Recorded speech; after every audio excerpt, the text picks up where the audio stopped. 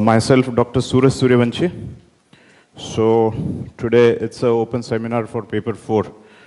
So basically I was thinking for open interaction rather than open seminar, but the strength is very high, so I don't know how the interaction is possible. Even the other hall is full, but still we will try our level best, okay, to make it more democratic rather than a monologue, because it's essentially for a preparation of paper 4. So I would require some questions from you. So we will have a QA session also. So if you have any specific problems with regard to approach, then we can have that also. But before that, I would be telling few things from my side, including the syllabus also. We will discuss syllabus briefly. I assume that most of you know the syllabus, but still there is need that in paper 4 you need to go through every single word and understand the meaning from point of view of UPSC, that what is expectation of UPSC from this paper. Before starting the syllabus, I would like to comment upon the last few papers, okay? So this is newly introduced paper, everybody know. And so far, we have 3 papers with us, okay? So in that regard, if you see, the pattern in all these 3 papers is both constant as well as changing or evolving, you can say. Constant in a sense that we have got to know that UPSC is not interested in knowing the theoretical portion of ethics paper. Okay, they are not interested in knowing models, theories, philosophers, and other technical things of the subject. This has been the constant aspect for all the 3 years. But there has been changing aspects also. Changing aspects in a sense that if you see this year's paper, it is more on a public administration side. Most of the questions were from governance aspect. But if you see in fact the first paper, it is more of a philosophical orientation. They are trying to understand the basic concepts, whether the aspirants is aware of basic understanding of ethical theoretical framework and the other concepts related with it. The other constant factor, this was the evolving factor, the other constant factor is, in all the questions, there is a one stream which is common, that they want to know that as a civil aspirants, how you are going to address to the different questions. So even the toughness varies. If you see the first year paper, it's a rather more tricky. Second year's paper, rather more easy. This year's paper, rather more on a governance side. The case studies are even changing, and the kind of the questions they are asking, they are also changing. But one thing is, which is constant, is that it's a very, very generic approach to the paper. It's not a very technical approach. As the name it suggests, that is general studies paper 4. So it's very general. So we should not make it complicated, and we should keep these 3 papers, last few 3 papers, as our benchmark for our preparation. And at the same time, we can also expect some of the unexpected questions, because UPSC U stands for uncertainty, so we should prepare for the worst also. So in that regard, I would be sharing some miscellaneous points in the end, so that you can prepare even for the futuristic points. So this session I am dividing into for the convenience purpose. So first, I would briefly, I will not go line by line or word by word, the syllabus. And then we will discuss the resource material.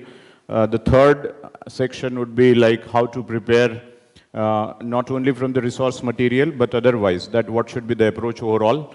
Fourth would be, we will take some of the questions from previous years, or if it required, whenever I'm discussing the syllabus and resource material, simultaneously, I will make use of previous year's question paper so as to make the things more easier for you.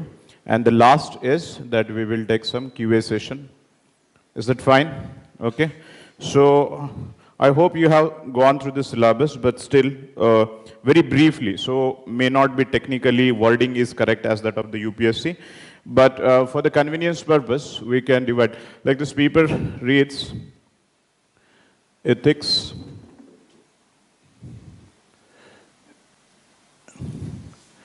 integrity and aptitude. Now there are 7 to 8 heads that mentioned in the syllabus.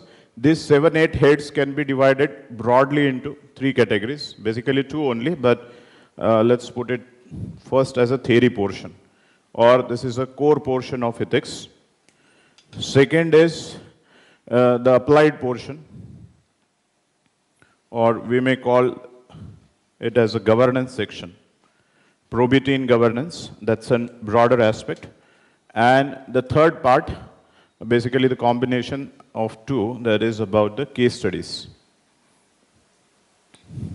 Case studies. And if you see the paper-wise, this is also a constant factor that for this theory and applied portion, you can call it as a part of a direct questions, and these are the case study questions. So the syllabus is 125 and 125. So this is a basic understanding.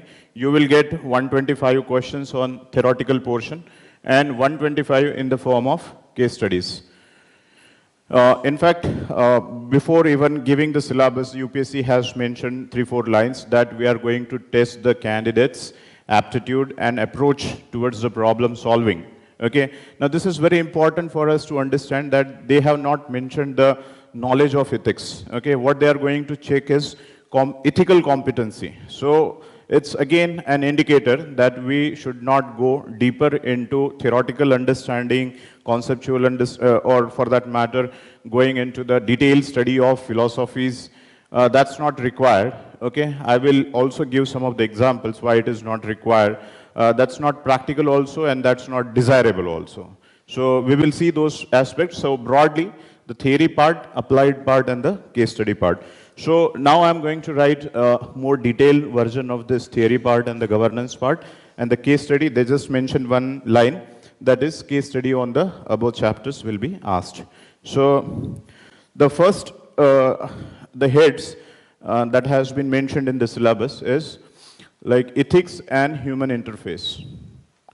Ethics and human interface.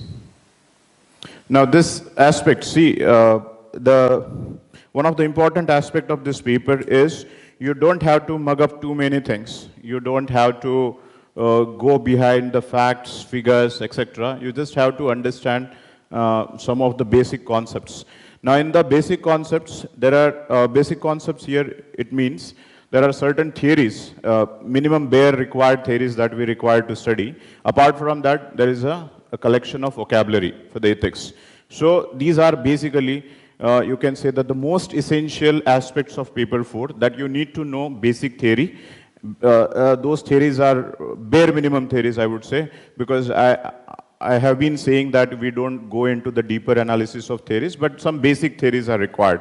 Plus, there are certain keywords which will be there throughout the syllabus. So you have to pick up those keywords. In the first part, that is ethics and human interface, this is just to acquaint with the aspirants with the know-how of ethics, what is to sensitize with different terminologies, to sensitize the aspirants with what is the real understanding of ethics.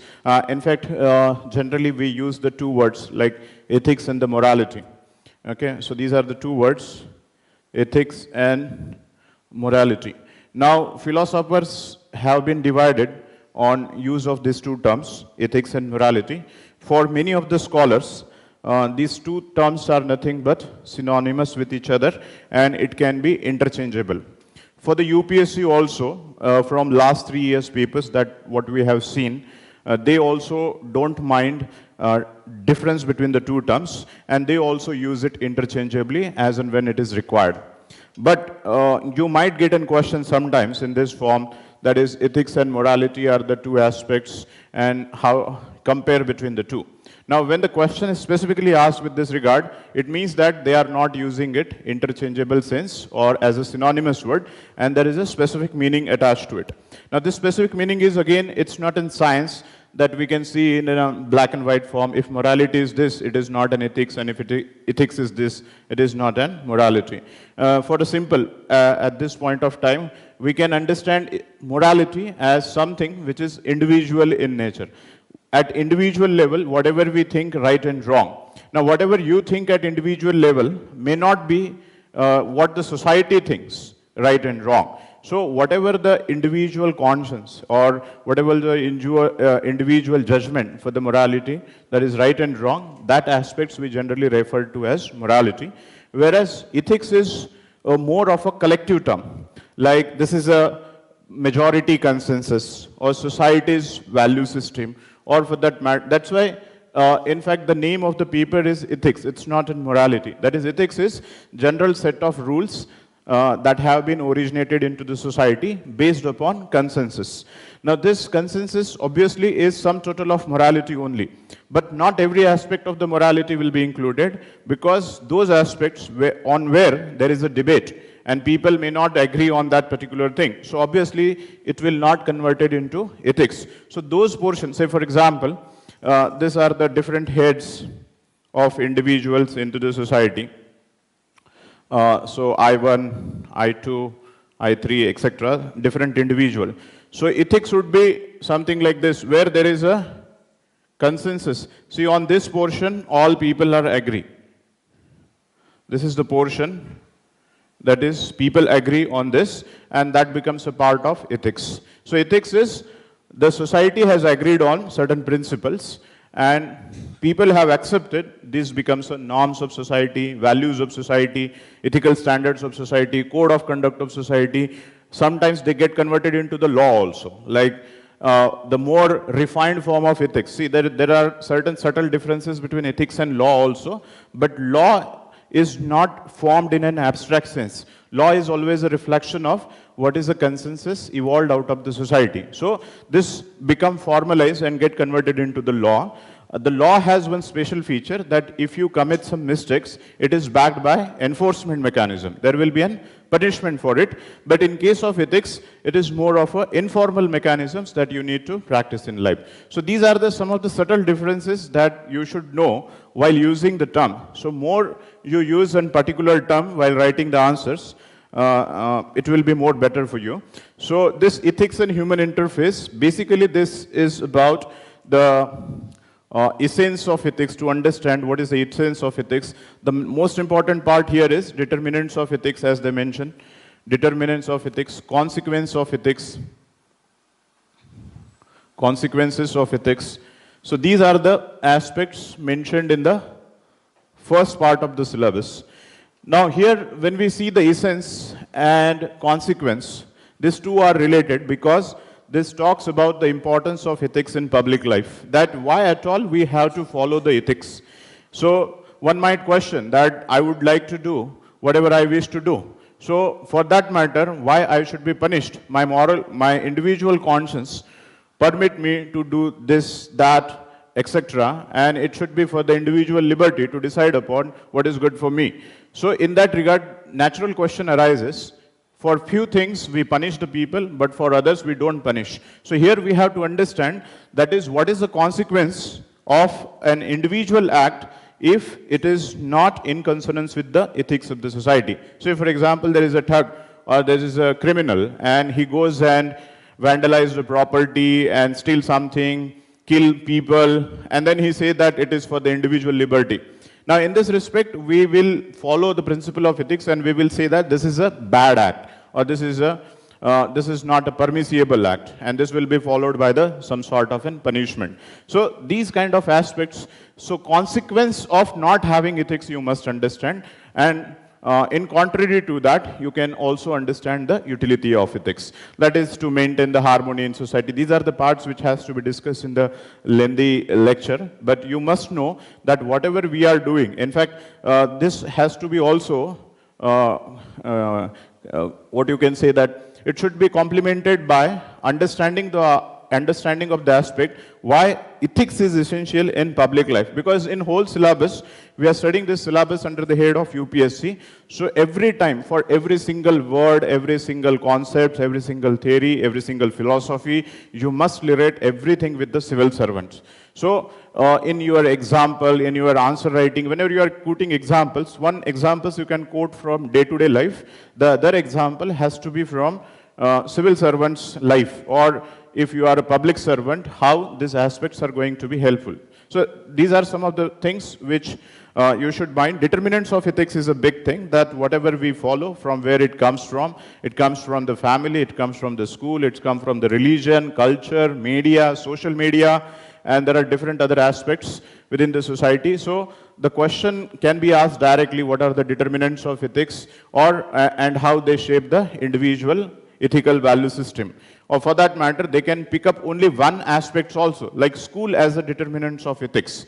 Always mind that generally whenever we talk about school, education, we generally tend to write all the positive things, like school, literacy, education, rationality, and therefore all good things are going to happen.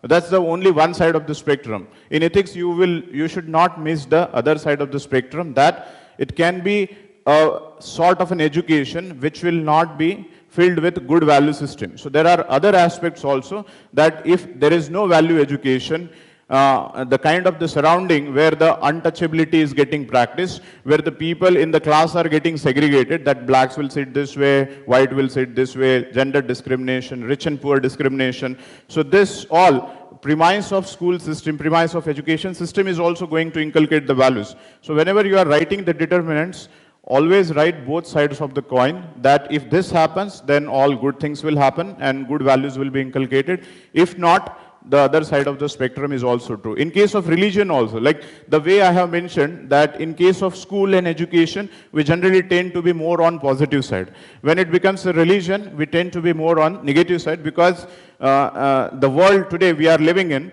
the religious has been blamed for a number of reasons. Now the religion in itself cannot be a bad one, okay, or immoral one, or you cannot say that. Today we are attaching religion with religious fundamentalism only. But religious fundamentalism is one side of the spectrum. There can be a good value system which can be inculcated through the religion also. In fact, we have the theories like Buddhism and Jainism explicitly mentioned in the syllabus, that religion as an aspect, and those thinkers and philosophers. So those aspects also you need to look into, that religion also has both the sides. Same goes with the media, social media, etc. So have a broader perspective with regard to these points. Then we have something called dimensions of ethics. Dimensions of ethics, I cannot go into detail here, but only aspects I would like to see. Generally, we tend to see that ethics is subjective in orientation, and there is altogether a different debate whether the ethics is subjective or objective. But by and large, we take it as a part of humanities. And subjectivity here means what we think is right depends upon the kind of the person and the kind of group of person. So it may vary from person to person, and there is a lot of subjectivity. Apart from this subjectivity, when you use the different basis of ethics, this is in bracket, you can also, like for your understanding, write as a different basis of ethics. So different basis of ethics means if you see the consequence of something, and depending upon the consequence, you try to determine whether something is good or bad. So generally I'm talking about two important theories, means and ends. So if the ends are good, and if we use that as a basis, then we end up in saying that, okay, this is a good thing that has happened. Say for example, you have top in some exam, and you say that, okay, this is a good act that has happened. But if you haven't seen the means, that you have applied cheating, okay, so on and so forth. So different acts, end point is good, but the means are wrong. But when we use the basis as an end, then we end up judging that act as a best act, good act, moral act. But the moment we use the other basis, that is a means, then the same act becomes a bad act. So there are different dimensions. These are the only two dimensions. This is called deontological ethics, and that is called as the teleological ethics or consequential ethics. So these are the very, very basic things that we need to look into in case of dimensions of ethics. There are other things such as virtue ethics, that we see the virtues of an individual. Then there are theories like right-based ethics. There is something like environmental ethics. Like say, for example, there is a debate in between growth and development and sustainable development. So when we talk about the growth, we generally tend to see only the economic component of it or economic dimension of it. But when we talk about sustainable development, then we factor in the environmental factor. So the moment you see the environmental factor, there is a lot of degradation if happened because of certain developmental activity such as SEZ or say development of the ports, development of highways, and during that, if there is a cutting of forest has happened, so on one side of the spectrum, we can see there is a lot of growth happening, but when we factor in the other component, then it becomes a bad. So you need to also, while reading the newspaper, you also should keep an eye or tab on the examples also. So this is about the dimensions of ethics. Then we have something called human values. So what are the human values? These are nothing but the portion of determinants and the other aspects. So basic human values which are required, such as this chapter has to be combined. I'll put here a start, and I'll mention that because all the values, universal values such as love, compassion, tolerance, empathy, dedication to public service, and some of the universal values that are required to be possessed as a part of an moral person or as a part of an ethical aspect of the society that we need to look into it. Apart from that, we have to also see, like, although the syllabus does not mention this part, what is ethics, what is morality. In fact, the whole thing should start from this: what is value, how these three terms are different from each other, what is the relationship between these three terms, and how this term should come handy while writing the answer, when we should use the word ethics, when we should use the word morality, when we should use the word values, what is the interaction of values with rest of the things. And then there are smaller debates such as whether the ethics is subjective or objective, and whether the ethics evolve or change with time and context. Yes, it does evolve with the time, and it does change with the context also. In fact, these are parts which are the subparts of dimensions of ethics. Say, for example, the value system with respect to LGBTs. Okay, LGBT, so in earlier times, we used to say that these are the pathological people, they are the abnormal people, okay, and they don't have any role to play. So they were sort of an untouchablesome society. Today we talk about the mainstreaming them, we talk about their human rights, fundamental rights, so on and so forth. We discuss about the third gender. Okay, so these are the aspects. You should put them as an example, on a time scale, how the ethics have evolved. On a, what you can say that on a context scale also, there can be a difference. Say, for example, killing. Generally, we take killing as a wrong thing. But there are certain other aspects where killing can be a moral also. How killing can be a moral? Can killing be a moral? Self-defense, okay. Any other thing?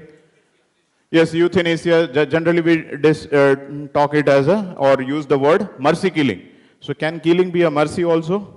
Yes, it can be mercy when there is excruciating pain and the patient is going through the last terminating stage, what generally we call it as a permanent vegetative state. So in that regard, we go for the euthanasia, or we go for the mercy killing, and that has a moral dimensions also. So this way you have to see the aspects that nothing is constant here, everything evolve over a period of time. It differs with respect to the distance also, like temporal and spatial differentiation. And apart from temporal and spatial differentiation, it differs with the groups also. Like what is a value system for the West may not be similarly the value system for the Oriental societies or for the East. So these aspects you should keep in mind. So by and large, to summarize, the first chapter is about to acquaint you with the different terminologies, their essential components, how it is important for public services, what are the dimensions, and what are the different determinants. The second aspect is with regard to aptitude, or you can say that, before that there is a chapter called attitude. Attitude. Now, I'll write first like some other aspects here, there is no need to write, because see, when we discuss the attitude, there is lengthy discussion about it. It's not just about the definition. You must also understand that there are different aspects such as how the attitude is formed. Why it is important to understand how the attitude is formed, how attitude is changed, and what are the different functions of attitude, and what are the different structure of attitude. So minimum 4 things you need to know. That is, what is the structure of attitude, what is the function of attitude, how the attitude are formed, how attitude are changed, and then how attitude shapes human behavior. Now, if you go through different texts, okay, or the study material that is available, you will come across different theories, because attitude formation, different scholars have discussed different theories of attitude formation. I will discourage you not to read and go for it, because that's not required for UPSC. For UPSC, it's just an 1 or 2 line on each of the aspects that I have discussed. You need to understand just the concepts. Like when I talk about structure, there is something called as CAP structure. That is cognitive part, affective part, and the behavioral part. That is the emotional part, thinking part, and the action part. So when we think about something in a specific way, that's also a part of attitude, which is a thinking component of attitude. When we feel something in a specific way about someone or something, that's also a feeling component. That's also a part of attitude. Say, for example, you see someone and then you feel dejected, you feel anxious, or you feel like you go and hug him. Or if you feel, okay, so yes, there can be different possibilities, I mean to say, that whenever you see a person, depending upon what kind of the relationship or what kind of the aura that the person carries, your action will differ. But you know that this person is dear to you, or this person is an enemy, sort of an enemy for you. So every time whenever you see this person, you will have a same thinking. That same thinking has not an abrupt thinking. When you meet a strange person, may not be this thing happen, because you don't know about the person. But if you continuously meet that stranger and then have a certain level of conversation with them, you understand his aspects, and then slowly you develop a sort of an thinking about it. Now, after a period of time, say for example, 6 months down the line, 1 year down the line, 10 days down the line, you start thinking, having an particularism. So attitude is about particularism. It is not about every single day you are changing it. It is about something which have evolved, and once it is evolved, it becomes a constant. So you think that this person is very good, or you think that this person is very bad, or you think that this person is a hypocrite, or so on and so forth. So this kind of the attitude, once it comes in thinking, it is a cognitive part. When it comes to feeling, that you feel elated or you feel dejected, that becomes the emotional part. And behavior, you may shake hands, you go and hug, or you just cross that person, but throw in tantrums in some other way. So that's also a part of attitude, because you want to make that person feel that you are not the kind of person who I'm going to give and respect. So these are the aspects you must understand. Now, how these are formed, there are theories of attitude formation, there are functions of attitude, and there are consequences of attitude. Why this is important? Because UPSC has asked a couple of questions in previous years that in a particular area, a village carries this particular attitude towards this thing. Now, if you are an public servant, or you are a district magistrate or collector, and if you are posted there, how you are going to change the attitude of people. Now, this can be written in a layman's language also, that I will do this, I will do that, etc. But when you do this structure, functions, formation, you can use this theory to your advantage in writing more innovative answers.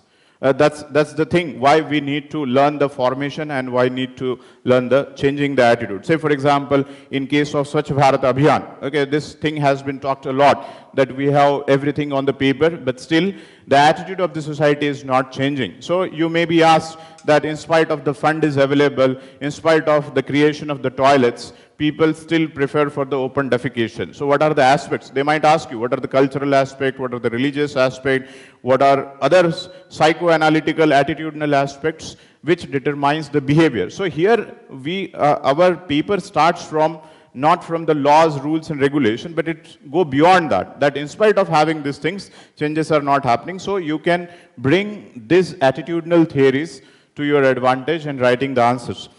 Second example I would like to give is, there can be a question something like, in a Naxalite area, there are youths, and the youths are thinking that state is not doing good to them, and there is no education available, health facilities available, and you have been appointed as a collector. How you are going to change the attitude of the youths so that they, so as to mainstream them. So there also you can go for exploring these theories of attitude. This can be related with Kashmir also in contemporary times. How will you change the attitude of the people there so as to think in a different way with regard to India? Or for that matter, it can be other way around also.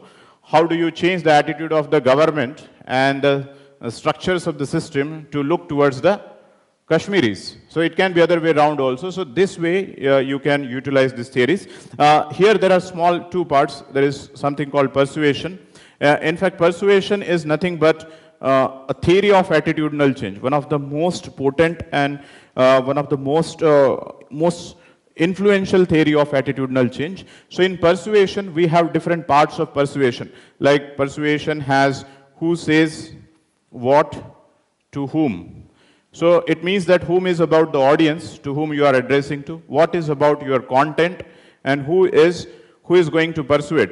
So you can use these aspects in writing your answers. So if the questions comes like there is a immunization campaign going on, and everywhere there is a facility available, but people from the village are not turning to the public health centers in order to their children get immunized. So how will you go ahead with that? So who means if you say that I will bring a doctor and I will make them understand, so that's also fine, but the population is very illiterate.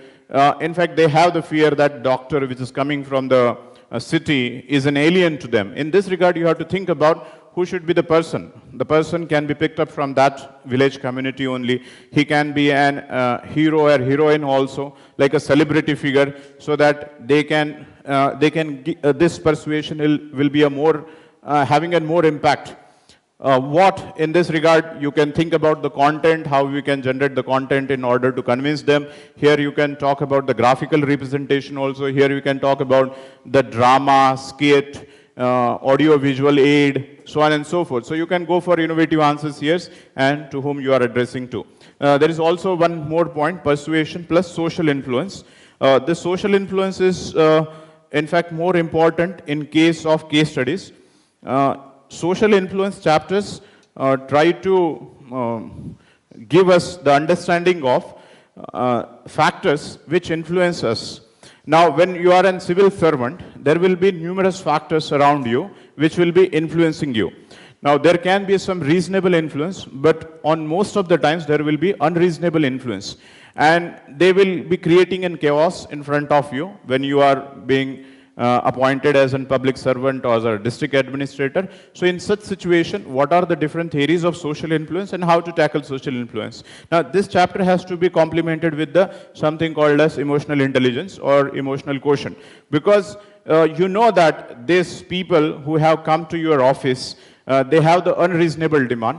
They are vandalizing the property, throwing the chairs and causing damage to the public property, and still how you are going to react to it, whether you should get influenced by it, whether you should surrender yourselves to them, to their unreasonable demand, or whether you should go for the reactionary approach, or you can be a more responsive. So there are certain theories of social influence which will give this understanding that in such situation how the public servant is expected to behave. In fact, there is already a good compilation in the form of code of conduct. So code of conduct will come handy here, that you need not have to think beyond what is written in code of conduct. So code of conduct is a collection of rules and regulation and the conduct that are expected to be performed by public servant when he become a part of different civil services, and you can make use of those code of conduct in writing your answers. Apart from that, you can use the concepts called emotional intelligence and emotional quotient in order to deal with such problems. So these are the second aspect, that is attitude.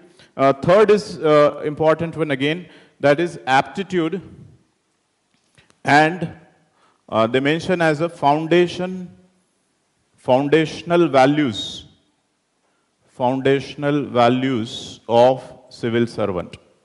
Aptitude and foundational values of civil servant. Now, we have discussed about the attitude. This is about your approach, your belief system, your predisposition towards others. But this part, aptitude, is about your competency, whether you are competent of doing something or not. But they have complemented this aptitude with some other thing also, that is foundational values of civil services. Now, this is, I would say, one of the most important aspect in the syllabus, because this aspects will be a common thread which will be running through all the chapters and perhaps in all the case studies also. In the foundation values, as we have started with saying that ethics is subjective and different for different groups. So in this regard, we have chosen group as a civil servant. So what are those values which are primarily important, which are uncompromising values for the civil servant? So here it's a sort of a guideline for a civil servant that you are expected to follow these foundational values. Now these foundational values, in fact, they have mentioned a couple of values in the syllabus also, like say for example, integrity, then honesty, then dedication to public service, tolerance, empathy, compassion, objectivity, non-partisanship. So these are the values which are the values to be possessed by civil servant, and these values a sort of an code of values. There are two words like code of conduct and code of ethics. Code of conducts are more of a rule-based things for the civil servant. Like if you have to take a gift from someone, you have to inform the government about it. This is a code of conduct that whenever you are accepting the gift beyond certain value, you have to inform the government, because there is always a quid pro quo associated with the gift. If somebody will offer you a gift, then there is a quid pro quo. You understand quid pro quo? Okay? You will return that in some other form of favor. So intimating the government about the gift is a sort of a deterrence for an individual, that you should not offer something in return. So that's a code of conduct. But code of ethics, they will simply mention that it should be an honesty, integrity. So this is code of ethics is about generic values. Code of conduct is about more specific rules and regulations that requires to be followed by civil servant. So here, foundational values are nothing but these are the set of code of ethics, not code of conduct. These are code of ethics for the civil servant, and this will be in the form of different values that requires to be followed by individual. Now, how to go about it? There are already two consolidated famous list of values. One is the value given by something called Nolan Committee. Okay, so every good book of ethics will carry these values. There are 7 values given by the Nolan Committee, such as value of honesty, integrity, objectivity, transparency, accountability, leadership. These are the 6-7 values talked by the Nolan Committee. And there is another system of values which is given by the Administrative Reform Committee, second, that is ARC2. Both are the recommendations. In fact, Nolan Committee, which is practiced universally, these values, but ARC2 recommendations have some more values. They have suggested more values than the Nolan Committee. And why ARC2 have suggested more values as compared to Nolan Committee? Because Nolan Committee was established in UK, and in Western societies, the role of civil servant is quite different. Like it's more of a the word bureaucracy. Bureaucracy is about the staff agency. Okay, so they are expected to only implement the policies, and it's like a staff work. They don't have to question anything. They don't have to bring in managerial and leadership component into it. So it's a sort of something what the Weber has described. Okay, the Max Weber. The Max Weber has given values for bureaucracy, that it is objective in nature, there will be a hierarchy, it is more of a rule-based, it is a status quoist, so on and so forth. So those values we will see in the form of Nolan Committee. But in ARC2, apart from what the Nolan Committee has suggested, they have gone for some more values such as compassion, empathy, dedication to public service, tolerance, and they have also mentioned these values specifically related to weaker section of society. It means that in India, the bureaucrats' role is different from the bureaucrats' role in case of Western societies, and accordingly, the ARC is suggesting us to take into account these aspects such as empathy, compassion, tolerance, dedication also while doing your job or whenever you are in services. So what you have to do with 10, 15 values, whatever you come across, you have to make a consolidated list. You have to write a specific definition in front of each one of them, because these values more or less very close to each other. Like generally we say that transparency, accountability, okay, efficiency, effectivity, responsibility, accountability, responsiveness, honesty and integrity. So these are very, very close values. And see, I'm telling you couplets of 2 values which are very close to each other, like honesty and integrity. Yes, they are, the way I have started with ethics and morality is something like that. Like we generally tend to use honesty and integrity interchangeably. Although they are belong to a same domain, that is something they talk about the truth. But integrity is more than honesty. So you must know how the integrity is more than honesty. It is generally it is being said that being non-corrupt or uncorrupt, being uncorrupt is one value, and being uncorruptible is another value. Do you understand this difference? Being an uncorrupt and being an uncorruptible. Uncorrupt means आपको chance नहीं मिल रहा है इसलिए आप honest हो. Okay, so nobody is offering you bribe, so you appeared as an honest person. But tomorrow, if somebody will obviously offer you something, then your value conscience get difference. Integrity is a value of being uncorruptible. So in all the context and in all the circumstances, you will follow those values unconditionally.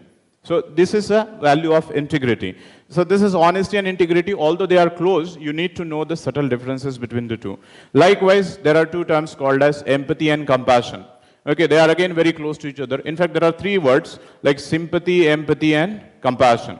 So sympathy, generally we should, as a civil servant aspirant, we should not use the word sympathy, because there is a sense of pittiness in it. Okay, जैसे बोलते हैं तरस खा के किसी के ऊपर sympathy. So civil servant is not expected to show sort of something. मतलब तरस खा के किसी को help नहीं करनी है. It's a sort of a duty for a civil servant. So when you use the sympathy, there is a component of feudalism in it. Feudalism means you are something superior, you are very strong, you are in better position, and therefore somebody who is in the disadvantaged position, because of his unfortunate situation, you are going to help him out. So there is a sense of inherent strength, or what you can say, that superiority when you use the word sympathy. Whereas in case of empathy, there is nothing like you are a superior. Maybe you are in better situation, but it is more about you put yourself into the shoes of others and then trying to see what the other person is going through. So it's more related with objective understanding of other person's situation by placing oneself into the other shoes. So that's about the empathy. And what about the compassion? How the compassion is different from the empathy? Yes, anyone? Compassion, see, in case of empathy, you have put yourself into the shoes of others. You have understood what is the situation of others. In compassion, you take it to next level, that by helping the person out. So in case of compassion, there is empathy plus action. There is an action that you will feel so, you will feel restless that you want to remove that person out of the plight. You have to create your own examples, like for empathy and compassion, honesty, integrity, transparency and accountability, responsiveness. These words you should very pinpointedly write in 2 lines. What is the exact meaning? You should revise it a couple of times, because in the first year of UPSC, they have simply directly asked 5 terms. What do you understand by these 5 terms? And write 1 examples how these terms are useful in contemporary time or for the civil servant. What is the relevance of this term for the civil servant? So these 5-10 terms which are there, you should mug up their definition, obviously after understanding what does it mean and how one value is different from the other, and then you should keep 1 example ready, 1 example from the day-to-day life which has nothing to do with the civil servant, and 1 example from the civil servant's point of view, that how it can be useful. And this is a very direct question that can be asked, but even if it is not asked, this will be a common thread which will run through all your answers, and particularly in case studies, because case study, I'll come to that part later on. In case studies, you have to identify which value is actually being checked through this particular case study. So in introduction, you can say that in this particular case study, these are the values that has to be checked or that has to be looked into, and you have to use those words, keywords in your answers. Okay, so that's about the foundational values and aptitude. The next one is emotional intelligence. Emotional intelligence, generally we put it as an emotional quotient also. So emotional intelligence, this is again another important concept, and this is a new innovation we can see in the leadership theories. Earlier leadership we used to relate with the IQ, and now we are trying to discuss the EQ also. There is a study by David Goldman, and one of the path-breaking analysis of him is the success of the leader 90% depends upon EQ and only 10% depends upon the IQ. and here onwards that he has discussed a couple of examples, like how the most intelligent people who are in the school, the most intelligent one are the utter failure in their public life, and the one who are not well performer in their school days or otherwise are less intelligent, but on very high EQ or EI, they are the one who are the successful in public life. So this component has been missed. In fact, one of the criticism of bureaucracy is that they are status quoist. And status quoist means they don't bother about the weaker section and they just follow the rules and regulations. In fact, last year there was a question also regarding this. So in fact, this whole paper has been introduced with this regard in order to inculcate the value of humanism. If in one word, this paper can be summarized, to inculcate the values of humanism in bureaucracy in India. Because bureaucracy is more of a, what we can say that the colonial hangover, the British hangover that has continued in the bureaucracy till date in India, and it is more of an elitist model in present time. So to convert this elitism into more humanistic way, they have introduced this paper in order to check the different aspects of civil servant or the aspirants. So in this regard, EQ is very important. This can be asked directly also. I think in the first year of this exam only, that is when they have conducted the first exam on straightforward there was a question, what do you understand by emotional intelligence, and what are the factors which influence the emotional intelligence, and how emotional intelligence is useful for the bureaucracy or in case of civil servant. So it's a material of maximum 3 to 4 pages, and once you have understood that concept, you can readily use that concepts in case studies also, or for that matter, you can use those concepts. They have asked different kinds of questions also, like they have given something and they have asked, narrate some incident from your life and tell that how you have overcome this. There was a question in the, again in the first year, that they have asked, what do you understand by crisis of conscience? And have you faced the crisis of conscience in your life? Please narrate one incident from your life where you have faced the crisis of conscience and then you have overcome it. Now, if you are not prepared for it, so obviously you are going to beat around the bush and you are going to write something which is not up to the mark. Okay, I'll discuss in the end what are the different types of questions I have asked, but you can use such values of emotional quotient in your answers in theory part also, and for that matter in case of the practical aspects also. In fact, some of the case studies which I have mentioned, when there is a mobism group, in fact this year also there was one case study that you are a CEO of a company. Loosely I'm talking about, you are a CEO of company and there is a one mob from one political party or faction which is crashing in your gate in your company, and they are asking that put us on a payroll and then we will not come, we will not work in your company, we will not come every day, there will be an absentee completely, but we need to be on payroll. And that's a very influential group, and there is a utter chaos in a company on that particular day. Now, how you are expected to, what will be your course of action in order to handle this situation? Now, apart from other things that otherwise can be discussed, you can use this word emotional intelligence also. Like emotional intelligence in a say that you will understand, and they have mentioned also they are unemployed people, they don't have any other alternative means of employment or livelihood. These are things which have been mentioned. So emotional intelligence, it's about understanding your emotions and then controlling over it. There are 3-4 aspects. That is, one is understanding your own emotion, then controlling it, understanding emotions of others, and controlling the behavior. So these are the 4 aspects. So here, both the aspects are relevant in this particular case study. Whenever something unreasonably coming into your office, vandalizing property, crashing into the gate, causing an harm to your subordinates, obviously as a human, okay, we will also feel dejected, rejected, and you will also feel like reacting to it. In the same manner, they have reacted to us. So emotional intelligence, you can write that emotional quotient will come handy. You will not lose your temper. Okay, you will not take law and order in your hand. You will try to follow what are required to follow legally. You will understand their aspects also. So this is how you can bring in emotional quotient also.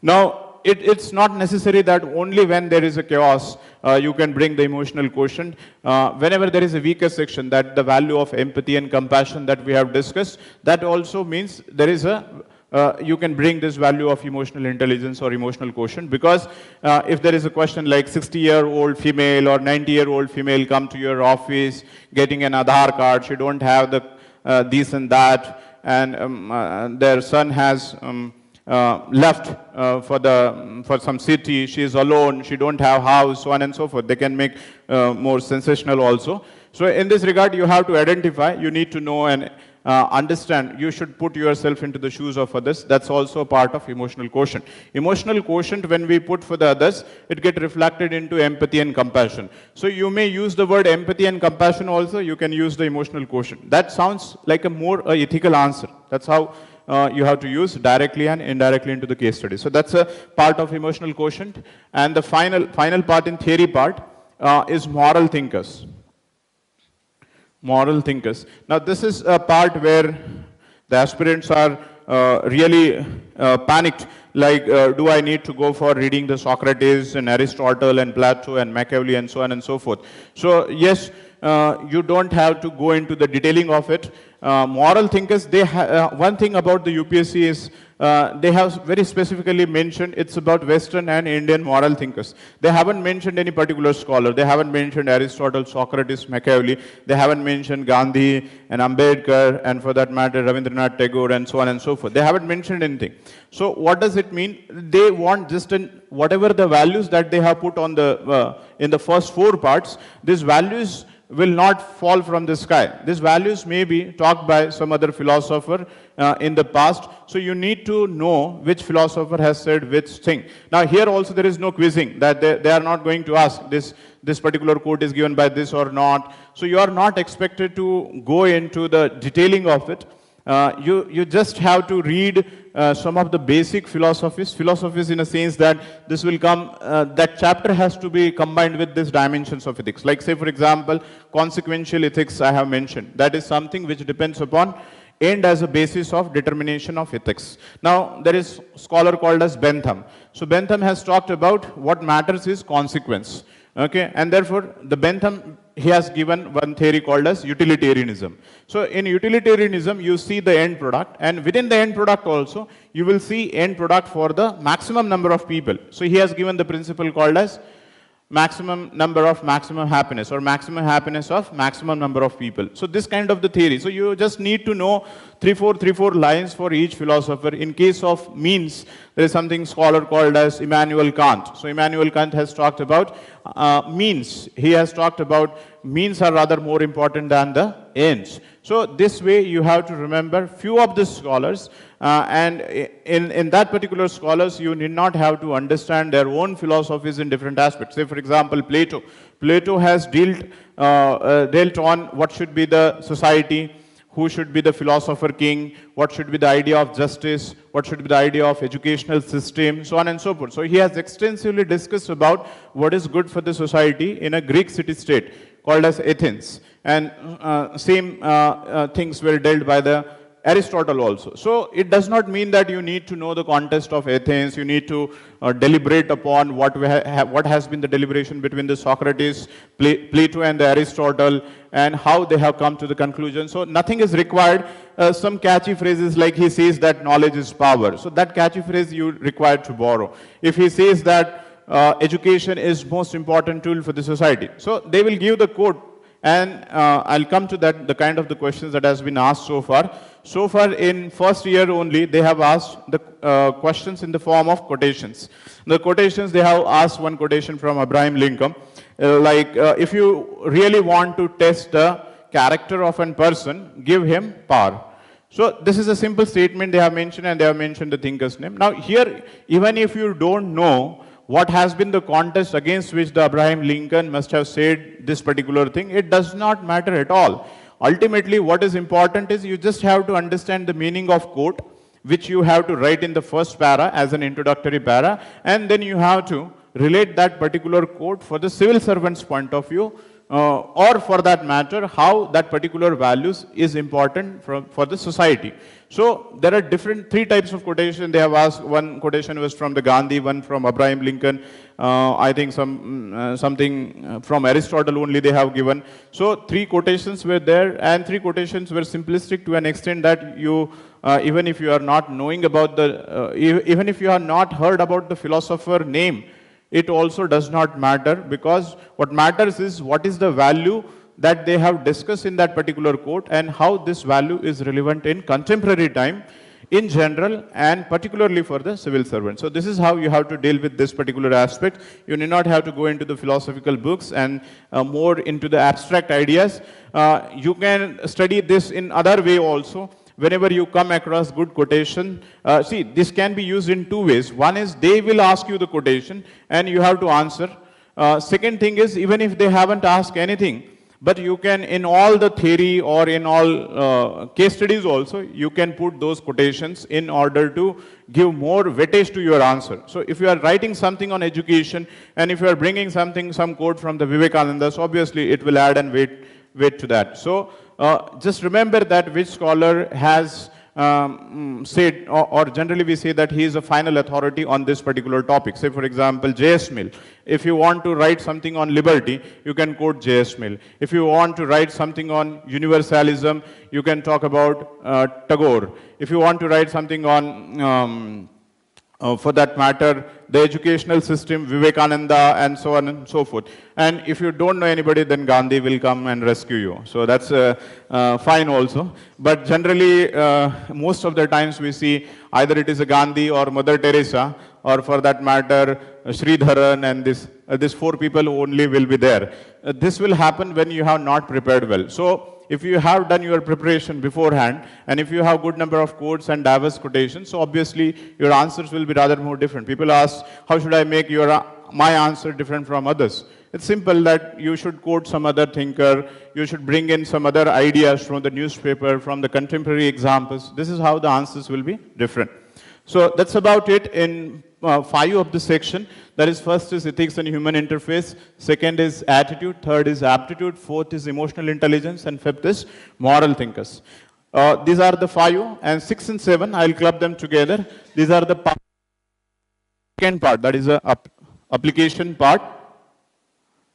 Application part that generally we call as, shall I continue?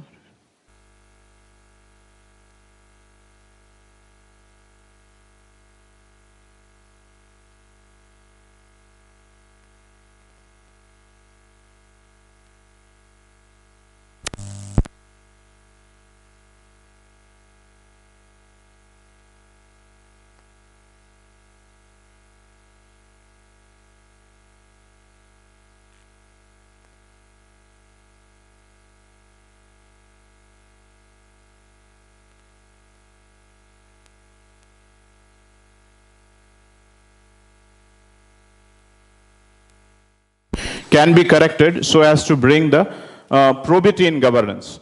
In all earlier chapters, the focus is more on development of human resource. Here the focus is on changing the aspects within the system so that whatever the human resource and then the structure of the system which is going to change, so both should complement each other. So in this regard, we should start with a topic called good governance.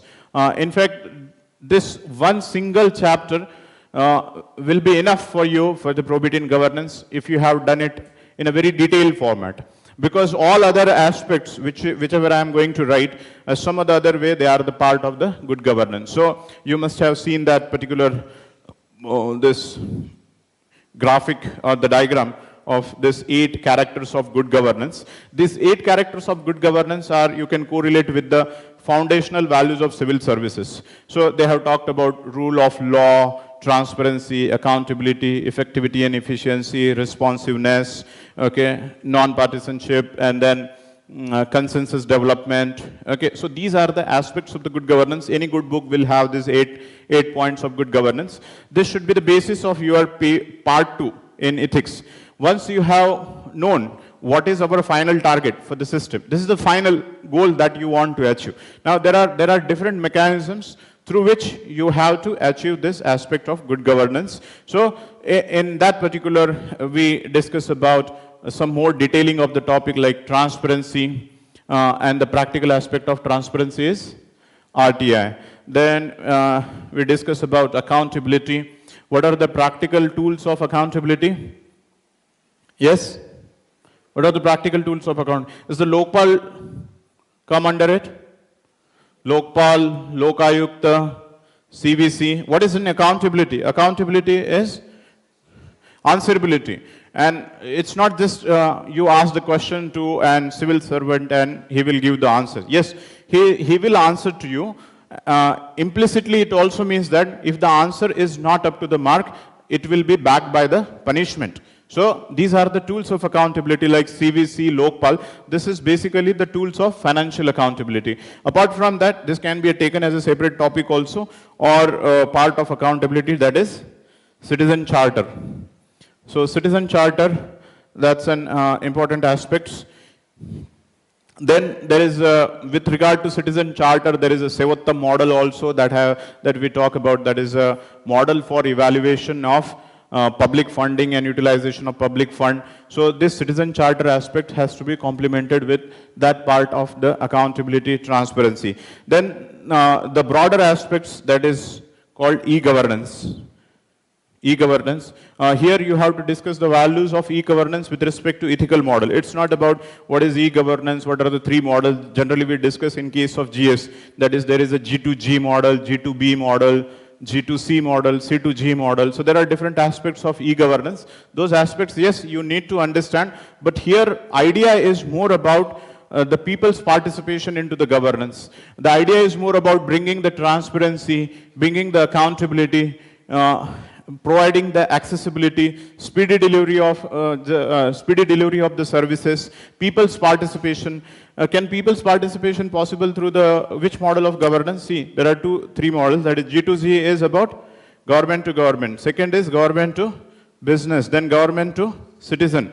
And then there is a citizen to government also, like mygovernment.in. Okay, so mygovernment.in can be used as one example. Social networking sites where different ministries, different departments have hosted their sites on Facebook, Twitter, or Google Plus, etc. So you can say that there is also a people's participation is ensured through the electronic media. In fact, in case of accountability, there is important innovative model that is called social audit or social accountability. This is basically related with the grassroots level. This is being practiced in case of Narega. So you have to understand the philosophy behind it.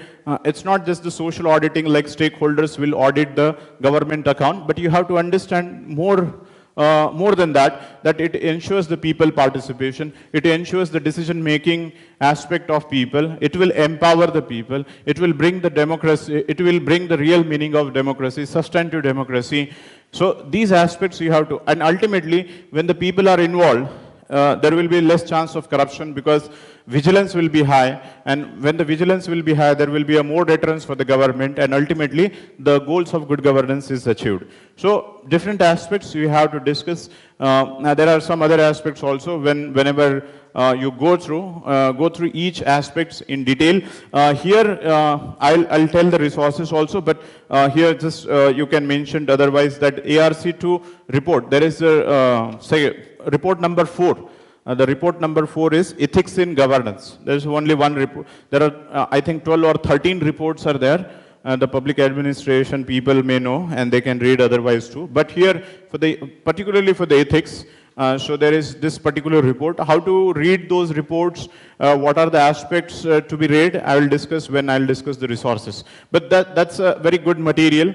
Apart from that, the Yojana, and Kurukshetra, what you have to see, you will see the more details in case of GS, but what requires to be need when you prepare for paper 4 is the introduction line, the conclusion line. So what is the philosophy behind a particular scheme? What is the philosophy behind a particular project? What government actually finally wants to achieve. These are the aspects that you can look into, and if you will incorporate such aspects in your answer, that government has initiated just now this particular project in order to, like, even if you will write that the Stand Up India is important for the inclusive growth and to ensure the inclusiveness. So that's also given signal that your answers is philosophical also, and it has a relevance with respect to contemporary time also. So these are the aspects of good governance and probity in governance. This is the second part. Apart from that, there are two more aspects.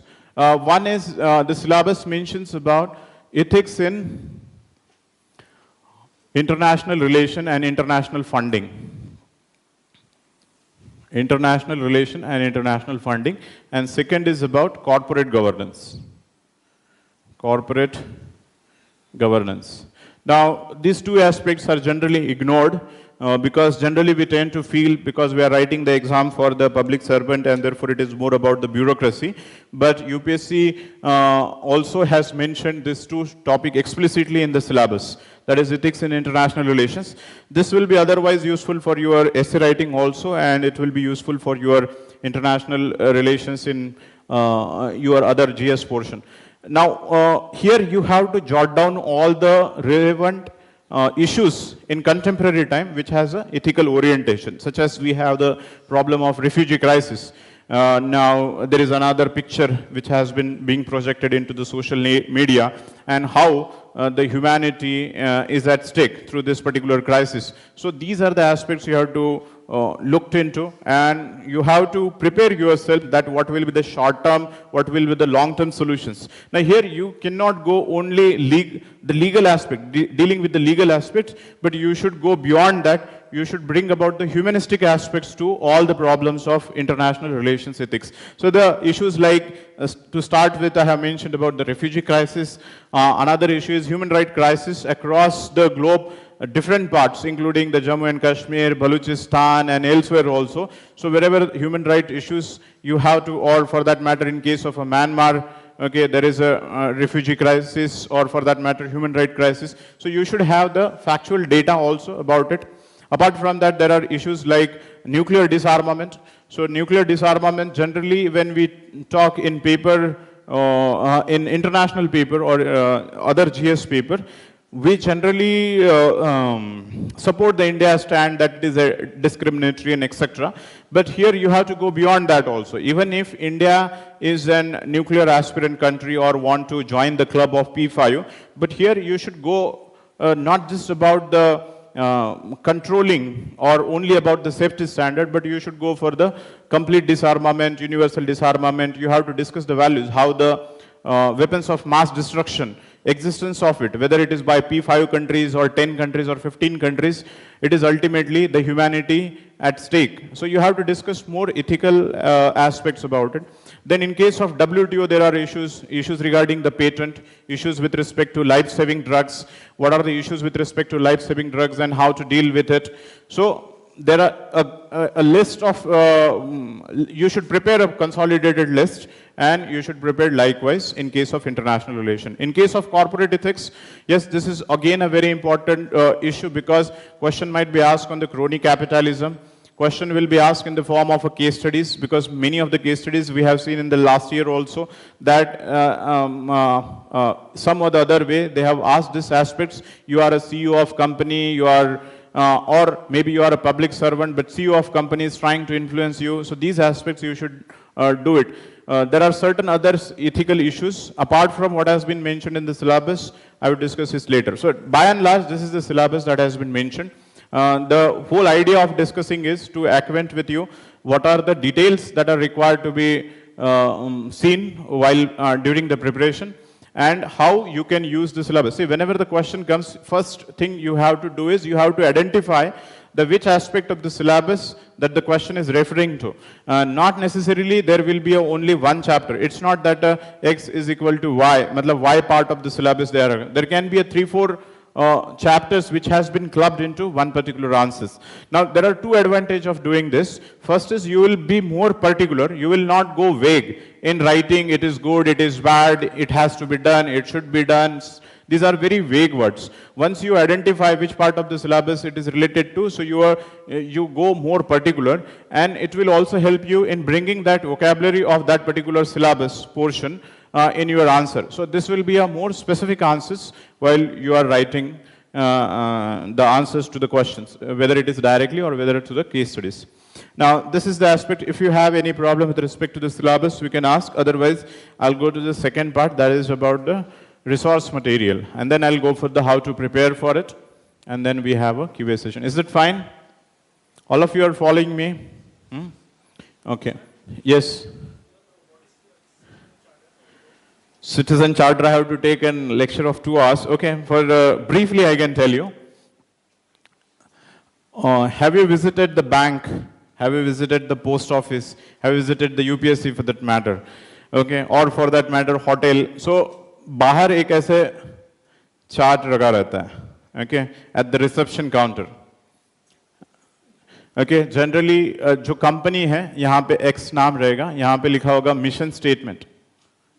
Okay, और पहले लगा रहता है vision and mission statement. Okay, and then there is a second part where they put the numbers and they put the kind of the services they give. They put the price for each of atom. They put the time interval within which you can expect that service, and if required, they put the standard also. This kind of the standards we are going to provide. Okay. This is the second part, which is the core part of Citizen Charter. This is the first part of Citizen Charter. There is third part also, which is called grievance redressal mechanism. In this particular part, what they are going to do, whatever they have promised. Now, say for example, there is a A item. They have seen this will be for this particular price within this stipulated time and of this standard. If there is a discrepancy in any of the thing, time, cost, or the standards, generally we go to the court, we go to the consumer court, and so on and so forth. But Citizens Charter is a novel concept that grievance redressal mechanism will be available within that institute only. So if a particular company, if a department, if a ministry is hosting some service, it will also ensure that if there is a discrepancy in whatever the service they have promised, their redressal will be immediately there. So what will be here in grievance redressal mechanism? They will mention the name of XYZ, and they will mention their telephone number, they will mention their address. So immediately you can go there and grievance redressal will be there. There is a fourth also, which is an Indian innovation. In fact, this whole idea has been brought by this United Kingdom, okay, Citizen Charter. So fourth thing, that is expectation from the client. Expectation from client. Because in India, if you write something, any Tom, Dick, Harry can enter and ask, you have written so much. So they can claim also. So they have also mentioned that Tom, Dick, Harry cannot enter without some basic documents. So who are the beneficiaries? What are the things that are required? So we have also expectation from the client. So if you are writing something that this will be available for this cost, it is maybe available only for the below poverty line. So here it means that you are expected to bring that below poverty line card. Okay. So this whole concept is Citizen Charter. Now how it should be explained in one line? It is basically the promise, okay, promise or the entitlements which are promised by the company or the ministry or the department which is hosting in order to ensure the quality delivery of services. So quality, so this is compulsory for the government now. Now this is, you can see in case of a private sector also, but what is more important is whatever the government is promising, they are also making themselves obliged to grievance redressal mechanism so that it will be hassle-free delivery of services. Now this will bring the accountability because there is a grievance redressal mechanism, so there is a component of accountability. People will involve in it, people's participation will be ensured because they will be going for the grievance redressal mechanism, etc. This will also ensure the quality delivery of public because there will be less corruption. This is the most important aspect because when it is not written, think of a particular certificate you have to get in a stipulated time. Then you will go and he will ask for some 500 bucks. And then you will have to pay it because nowhere it is written. And even if it is written, there is no grievance redressal mechanism. But this system will ensure that you will question that I know that here it is written it is only just 10 rupees, and if you will ask more than 10, I will go for the grievance redressal. Now this is also a very hassle-free grievance redressal, because we know that how the justice system work in India. Justice delayed, justice denied, it's beyond the reach of the common man to go into the court and then drag the particular person for the 500 rupees. So here you just have to dial that number within that particular institute. So this all thing is called as the citizen charter. So charter which is being provided by the company or the department or the ministry which hosts the service. From the citizen point of view, what it is a charter of entitlements. These are sort of entitlements which are being promised by a company which is hosting it. This vision and mission statement is a broader framework in order to let the people understand what the company is doing. In a long term, that is a vision, and mission, it is more of a objective goals. Understood? So that's about the aspect of citizen charter, and this idea is a compulsory. Now, there is a bill also pending, that is a public service, electronic public service delivery bill. If that bill will be there, then this citizen charter will have the legal backing also. The one which we have for the RTI, that we can drag the person to the court of law. So here, it's still an informal exercise, and that's the reason it has not been so popularized in India, and the moment it will get an backing. In fact, this was been one of the promises which was made after the Anna Hazare movement for the citizen of India from the floor of the House. When the Anna Hazare's protest was taken back, the then UPA government has promised that whatever the Lokpal bill that we are going to bring, in that we will incorporate the legal aspects of citizen charter also. But it has not happened. So this is one of the pending reform that providing the legal backing to the citizen charter. Yes, apart from that, any other? So shall we move to the resource? Okay.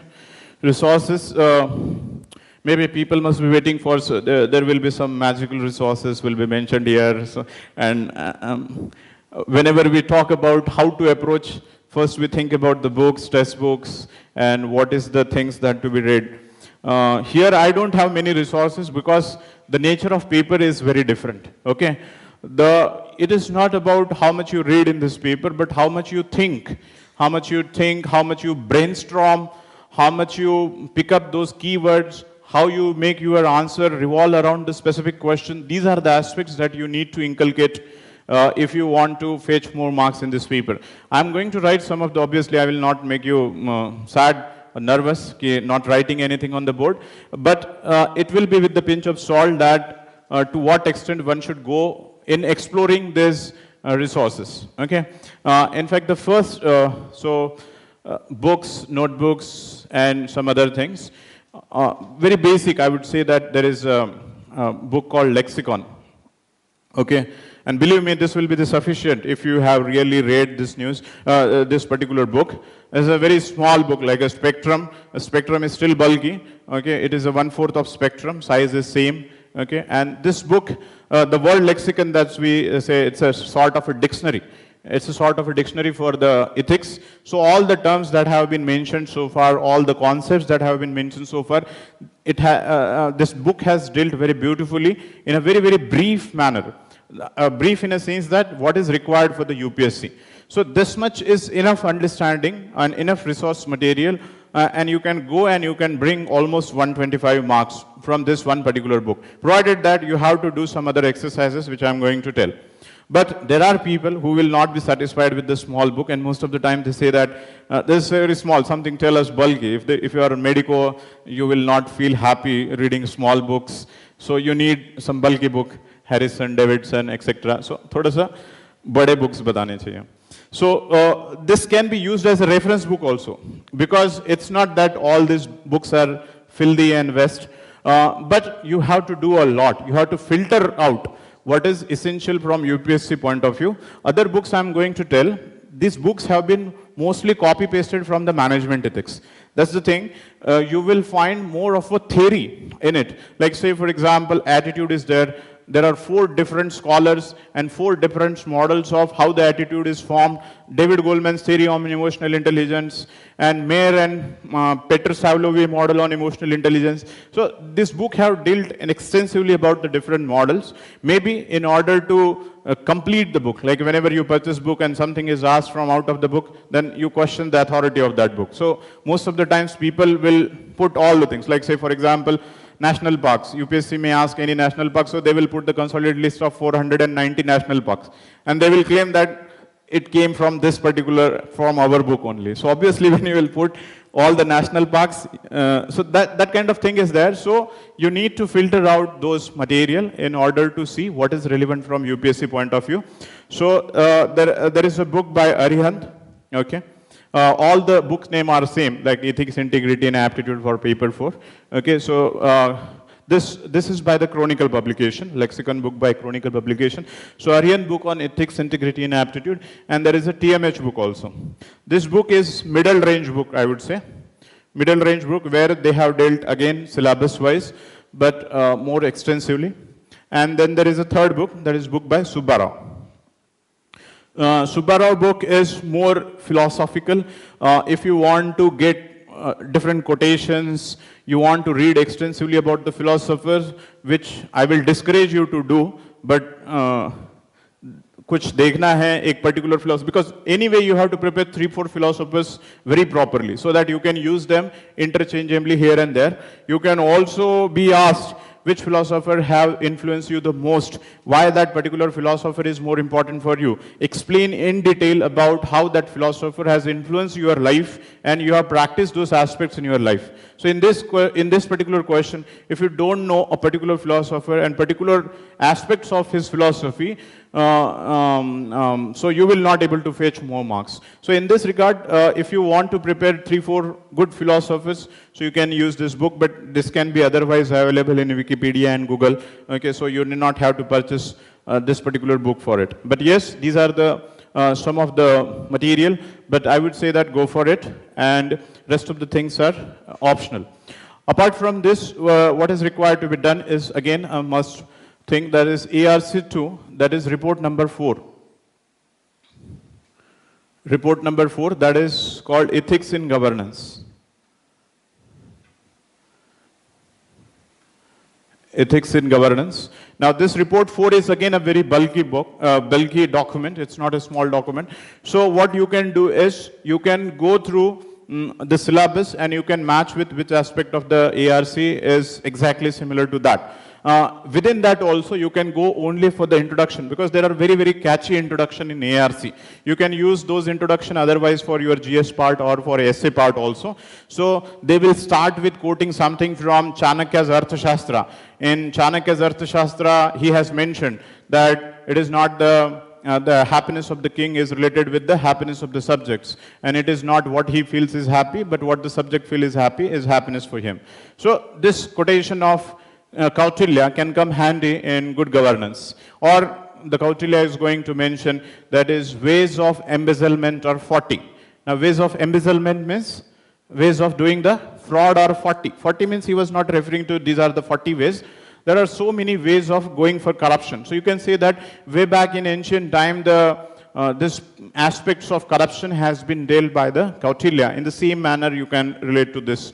So if you go into this ARC, the different philosophies, Hindu mythology, Buddhism, need and greed theory, Jainism, so wherever what is relevant, that has been taken from the Indian philosophies and put as an introduction or maybe in the conclusion. So these points will come handy in your essay writing also, or for that matter, in case of your this case studies also, you can just play with these words. Apart from introduction and conclusion, in the end chapter, at the end of the chapter, they have given the summary and recommendations. So those summaries and recommendations for different aspects, like in the last year, there are good number of questions that we have the RTI, we have the transparency, we have the e-governance, we have everything in place, but why still things are not happening?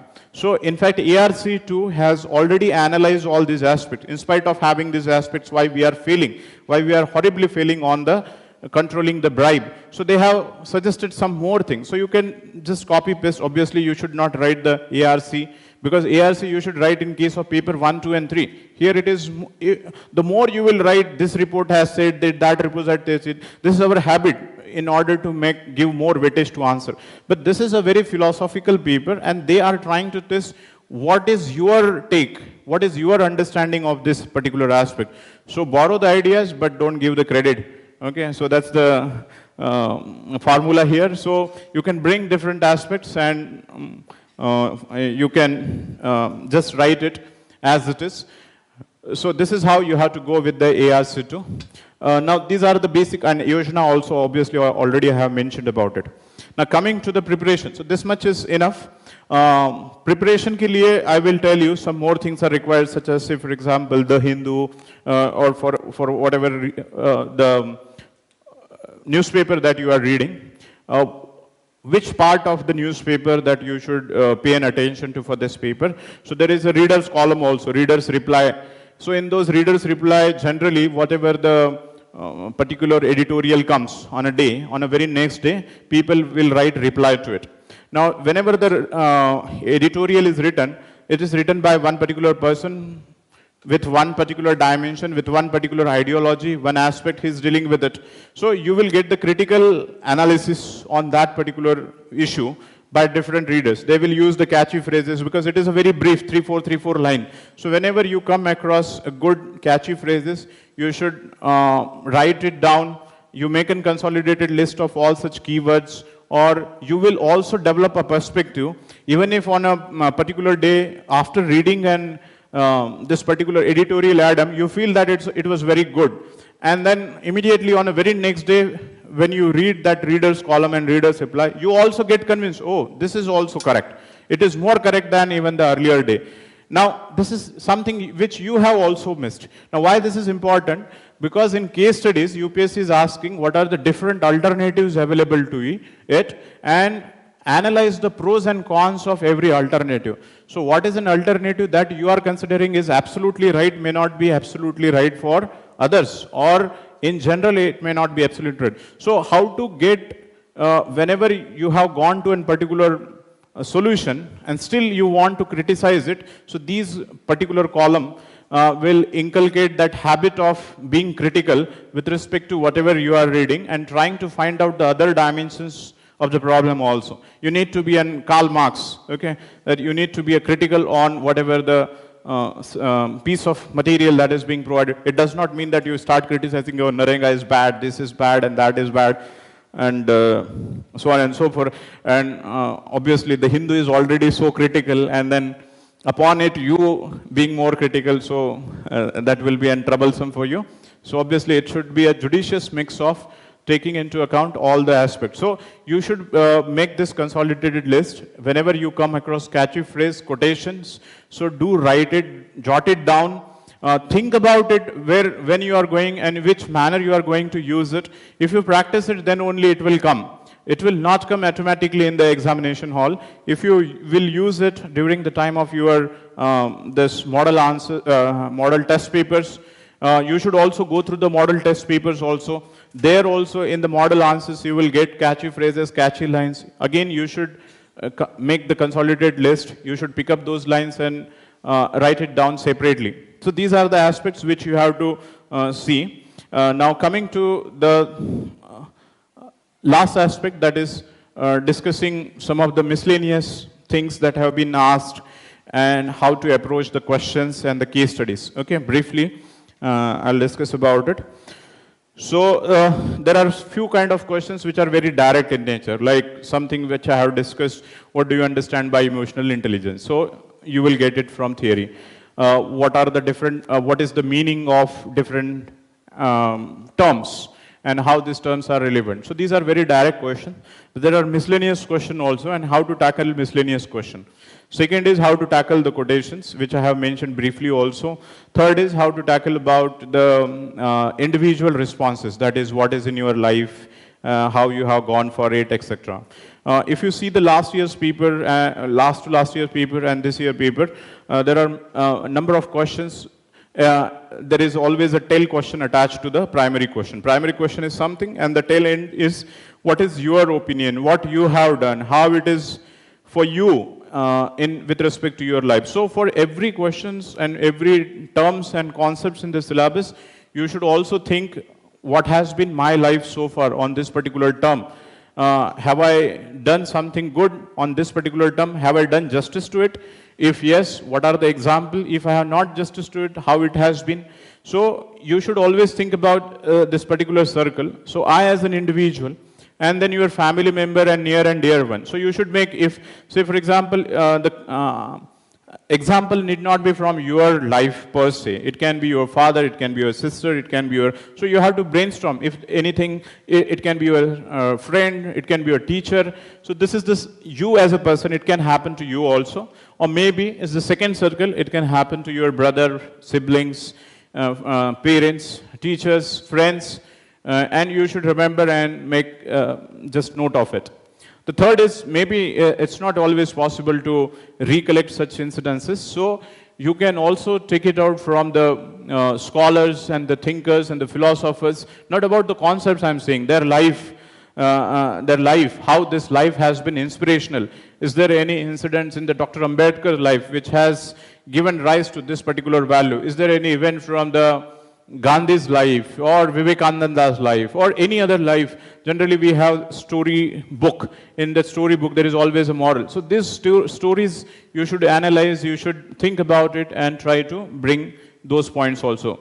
Here I have given you suggestion about you, your family and your the philosophers. Apart from that, you can club this with respect to the newspaper and the magazines also. So anywhere any case study is there, and they mention something about it. Say, for example, there is a Khaf Panchayat, and Khaf Panchayat, some women from that particular family came forward and she fought relentlessly in order to get the justice for herself or to uphold the value of liberty. So you can bring that also.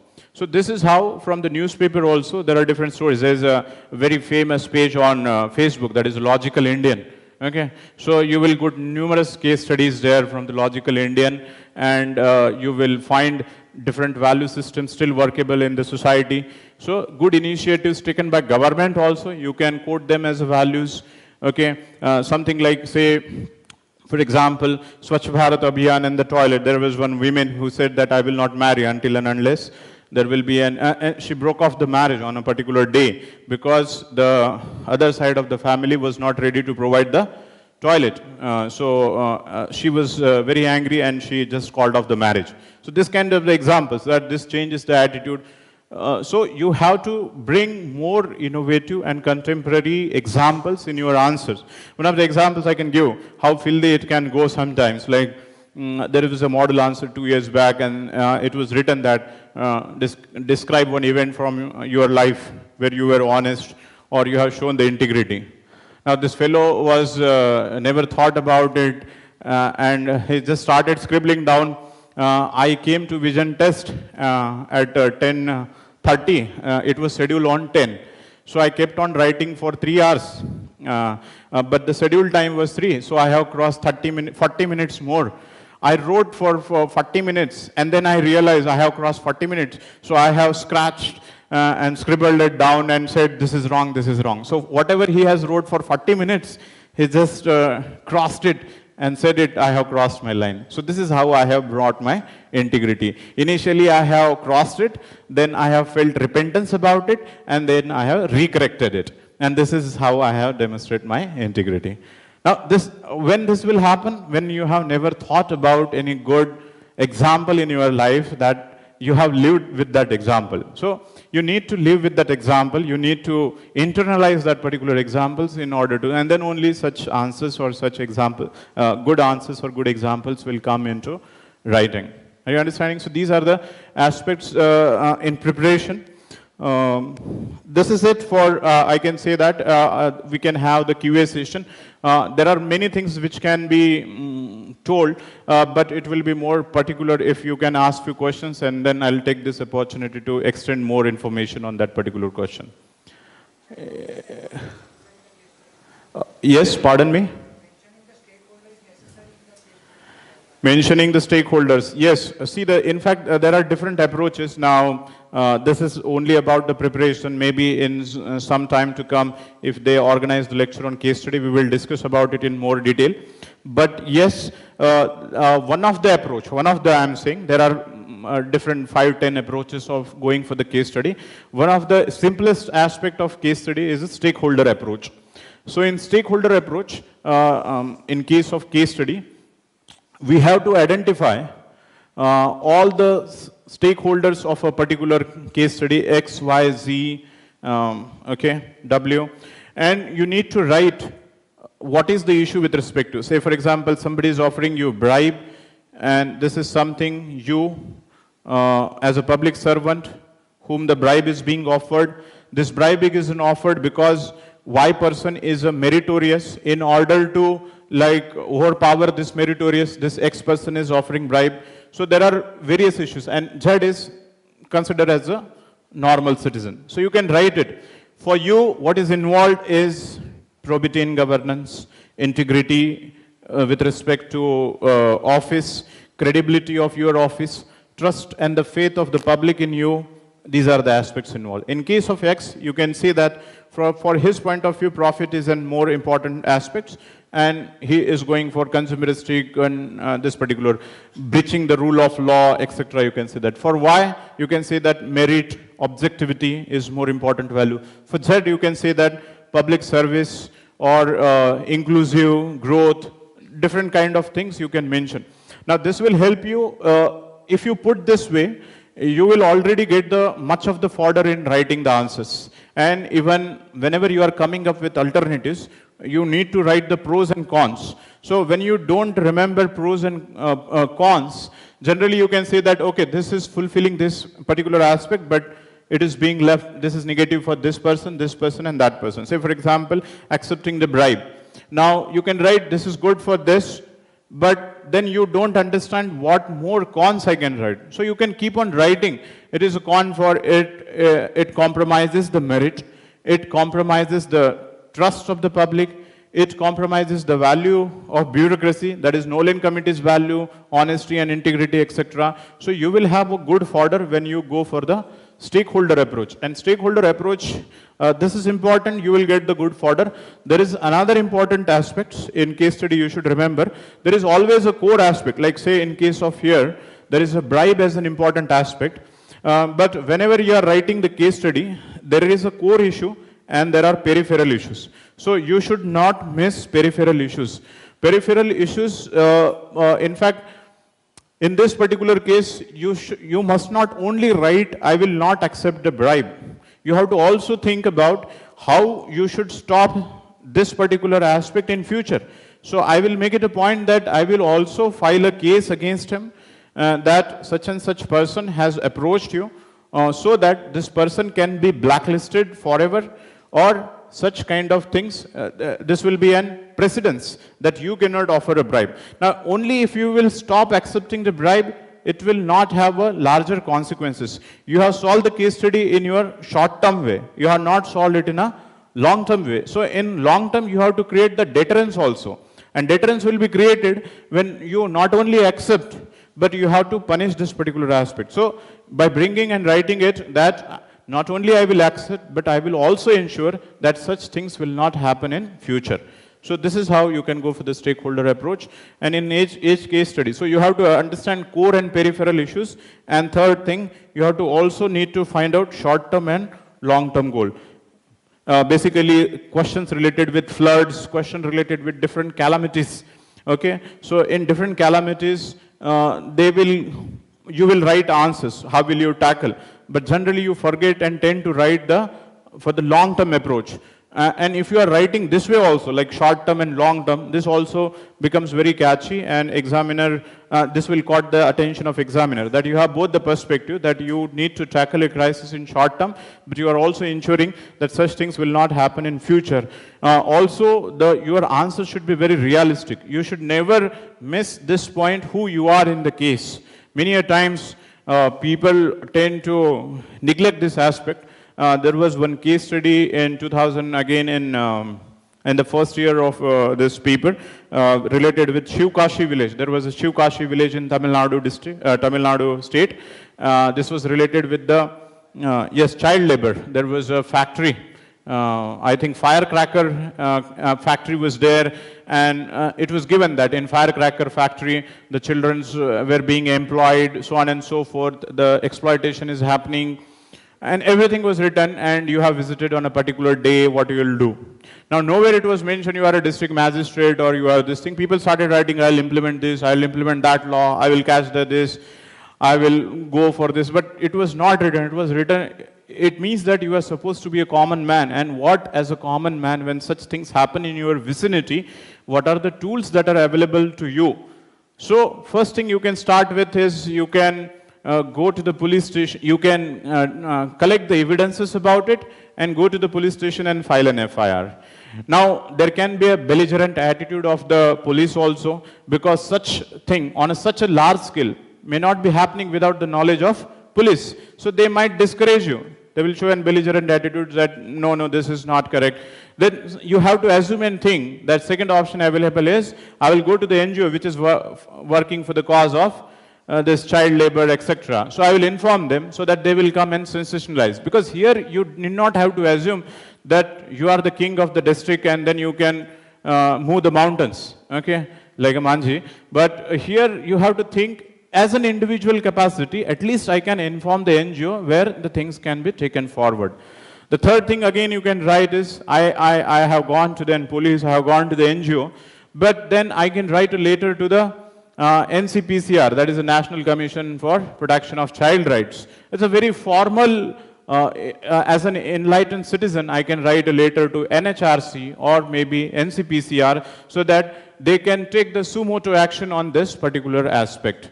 You can also write, you can go for the military. Then you can write, since this is happening in a vicinity, it is because that people are not vigilant. So I will start one Facebook page of like-minded people who are in that particular area so that I can mobilize the like-minded people in order to create a strong deterrence or a vigilance on this particular aspect. So that united we stand together, something like you can quote and you can go ahead with it. So some kind of innovative. So here you should always mind what is you. Okay, you should not start, I will implement this particular scheme. How a common man can implement a particular scheme? I will rehabilitate, I will go, I will spend my money from my pocket, I will remove their tears.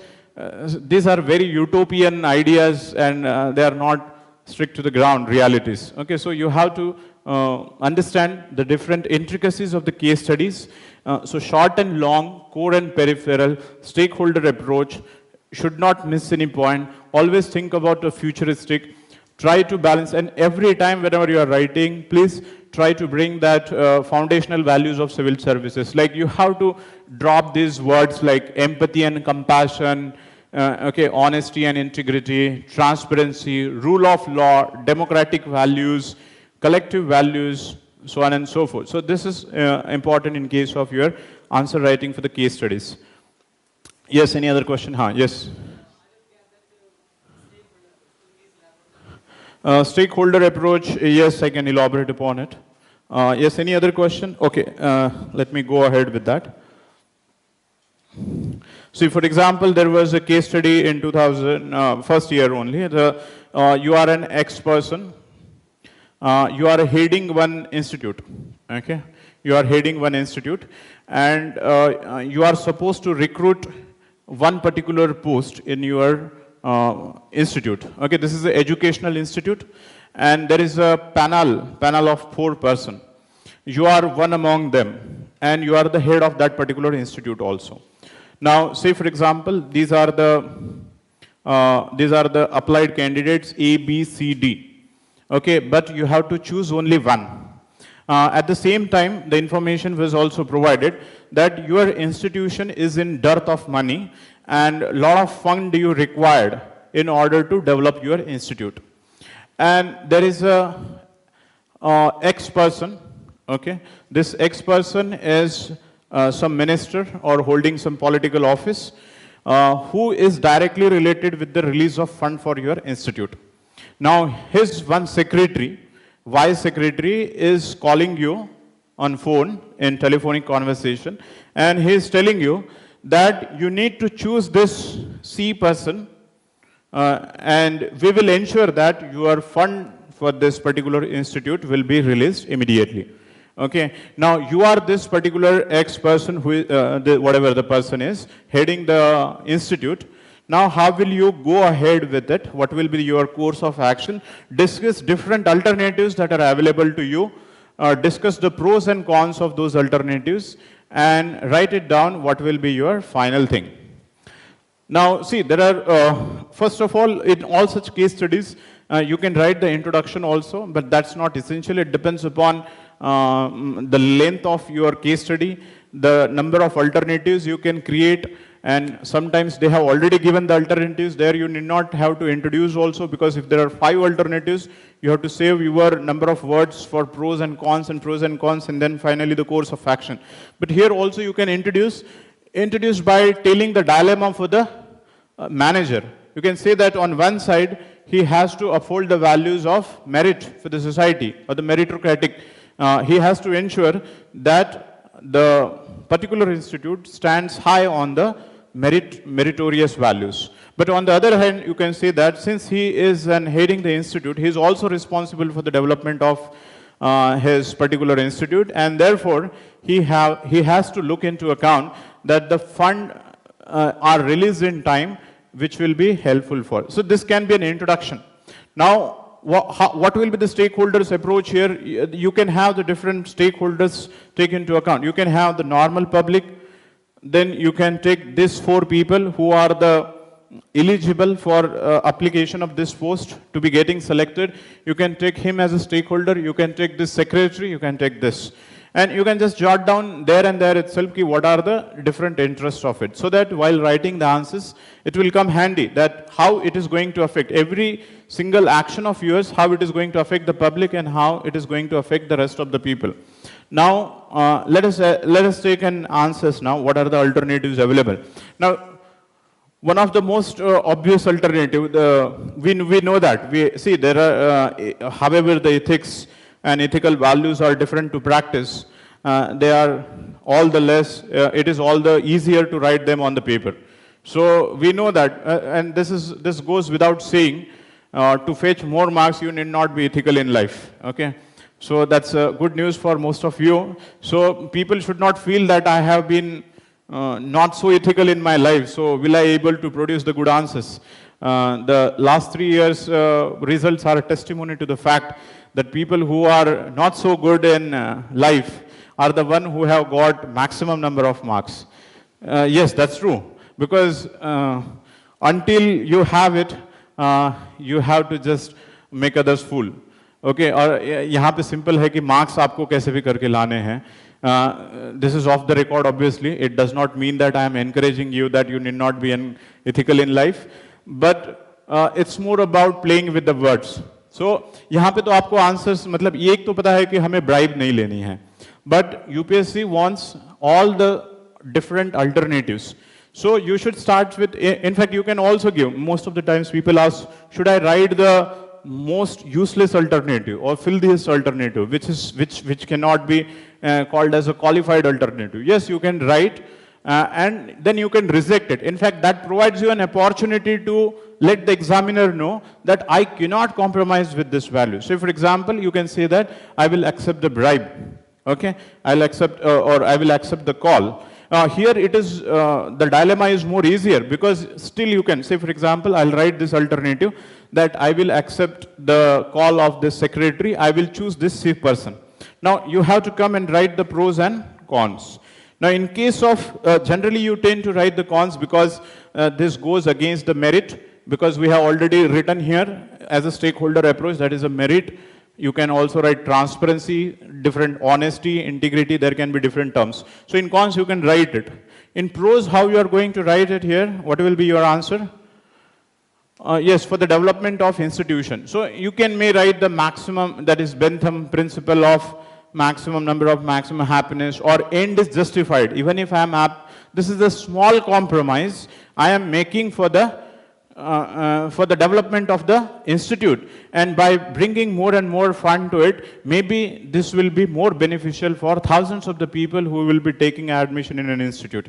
Whenever you are writing, even if it is a filthiest option, you have to sound like this can be a possible option. If you are writing very lazily and not able to convince the examiner, then that would not be considered as a very good option also. So once you have taken that option, in prose you have to convince the examiner that how this can also be a good option and can be considered option. But then immediately you can come to the cons, in spite of the fact that it is going to benefit, but it questions the credential of me as a person, it questions the credential of my institute, and it will give so यहाँ पे stakeholder approach use हो जाएगा. यहाँ पे आप लिखोगे, say देखो cons में क्या क्या लिख सकते हो, it will compromise the merit. Then stakeholder approach में आपको ये तो apply करने वाले हैं, but the people are also observing, so you can say that this will reduce the trust or the confidence of the people in a institute. Then you can write it will compromise your conscience. There is something also called as cognitive dissonance. Anybody knows what is cognitive dissonance? Yes, what is cognitive dissonance? Huh? Huh? Yes, yes, you are saying? Creation of huh? Yes, beyond that, there is a dilemma.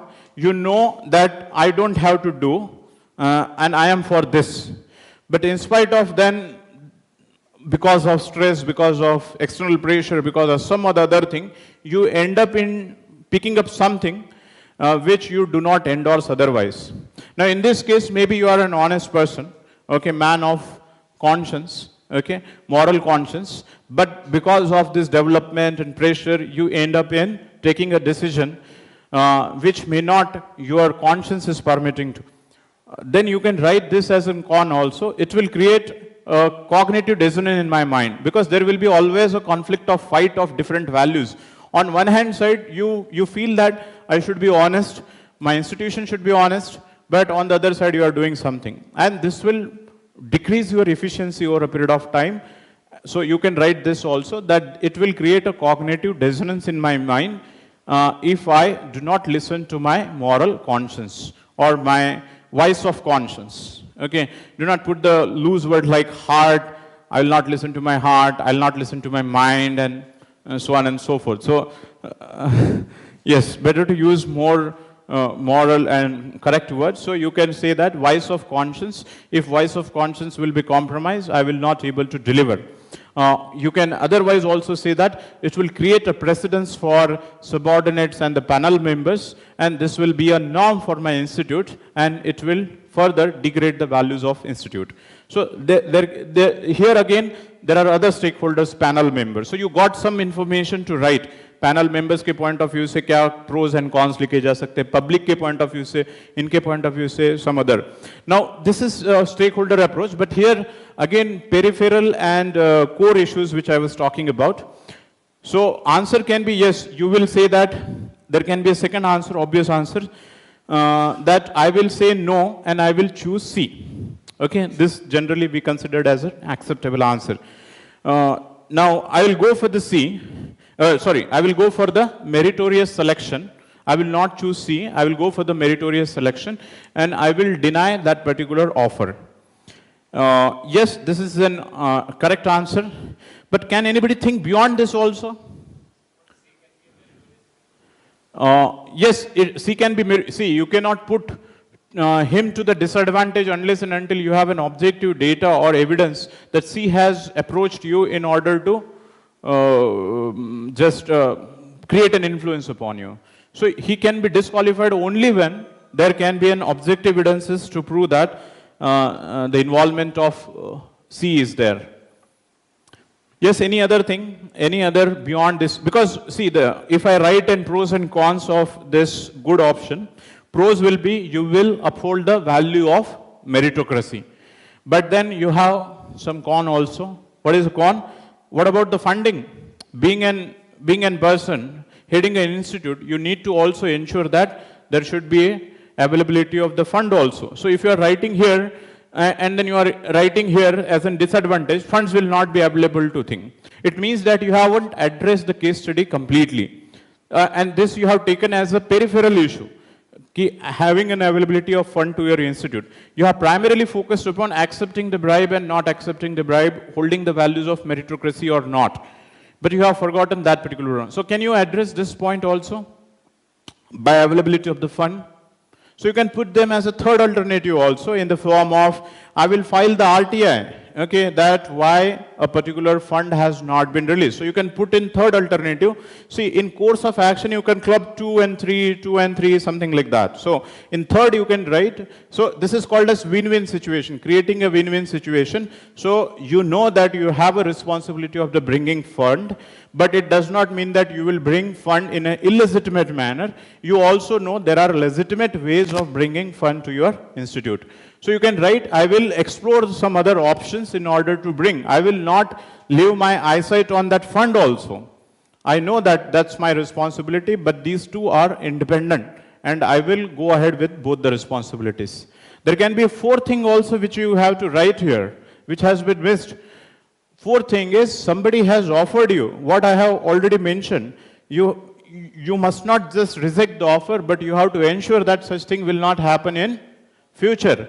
So you have to ensure that you have to complain about that particular secretary or whatever the call records available, or you have to tell it to an XYZ, jo bhi concerned authority. You need not have to go into the technical details that whether you have to approach to CVC or Lokpal or consumer court or something, XYZ. You just have to mention that I will also ensure that concerned authority will be informed about such particular offer that has been made, so that such things will not be practiced in future. Because today you are uncorrupt person, tomorrow some other person will come, and you haven't dated that particular person in order to use these tactics again. So once you have created a deterrence for him, so even if there is a change of guard or change of seat and somebody will come, still it will be immune from offering such influences. Are you understanding? So if you see the short term also, long term also, core also, peripheral also, stakeholder also, so maximum dimensions are getting covered. Okay, and at the same time you can write values also. Yes, so that's about the stakeholder. Yes, any other?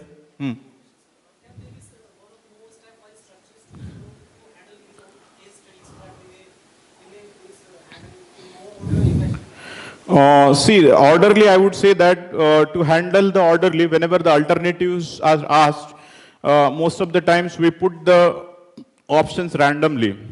This is my suggestion. It's up to you whether to follow or not.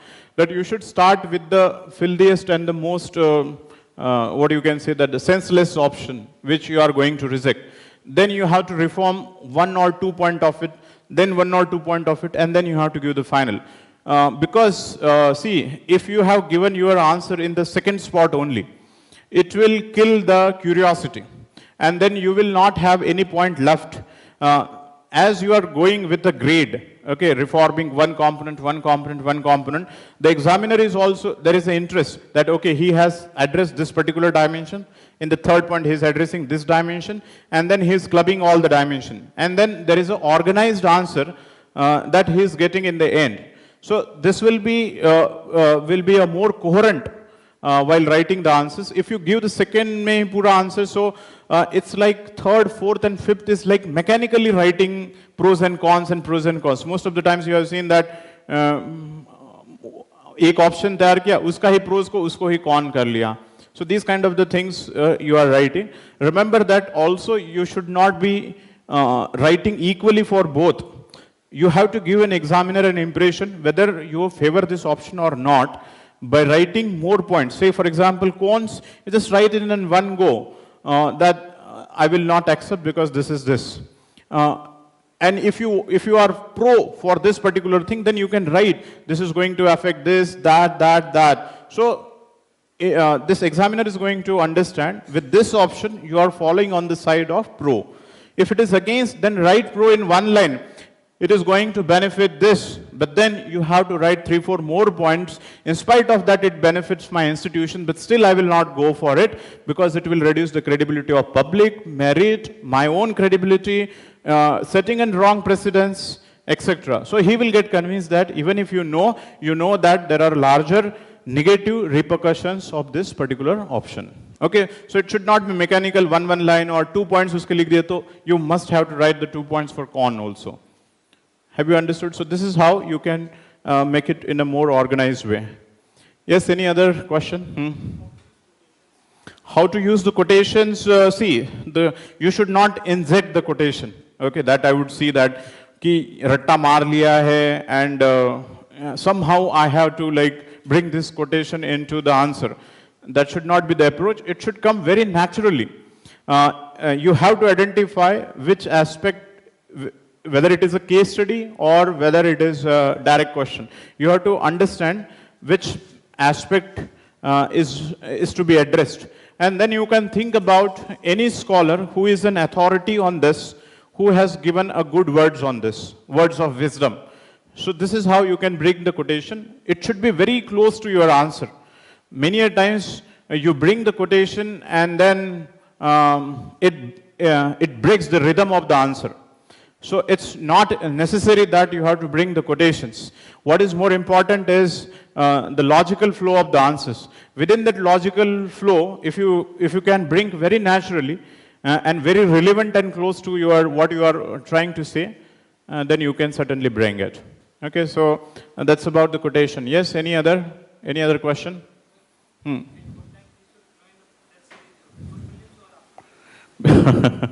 Okay, that's interesting question. That whether we should join the test series before the prelims or after the prelims result is out. This is a very personal question, and it cannot be like universal answer for it. It depends upon the most important factor. Are you expecting the call, and to what extent? That's a very. This answer is more of a, in a sense that how we calculate our chances.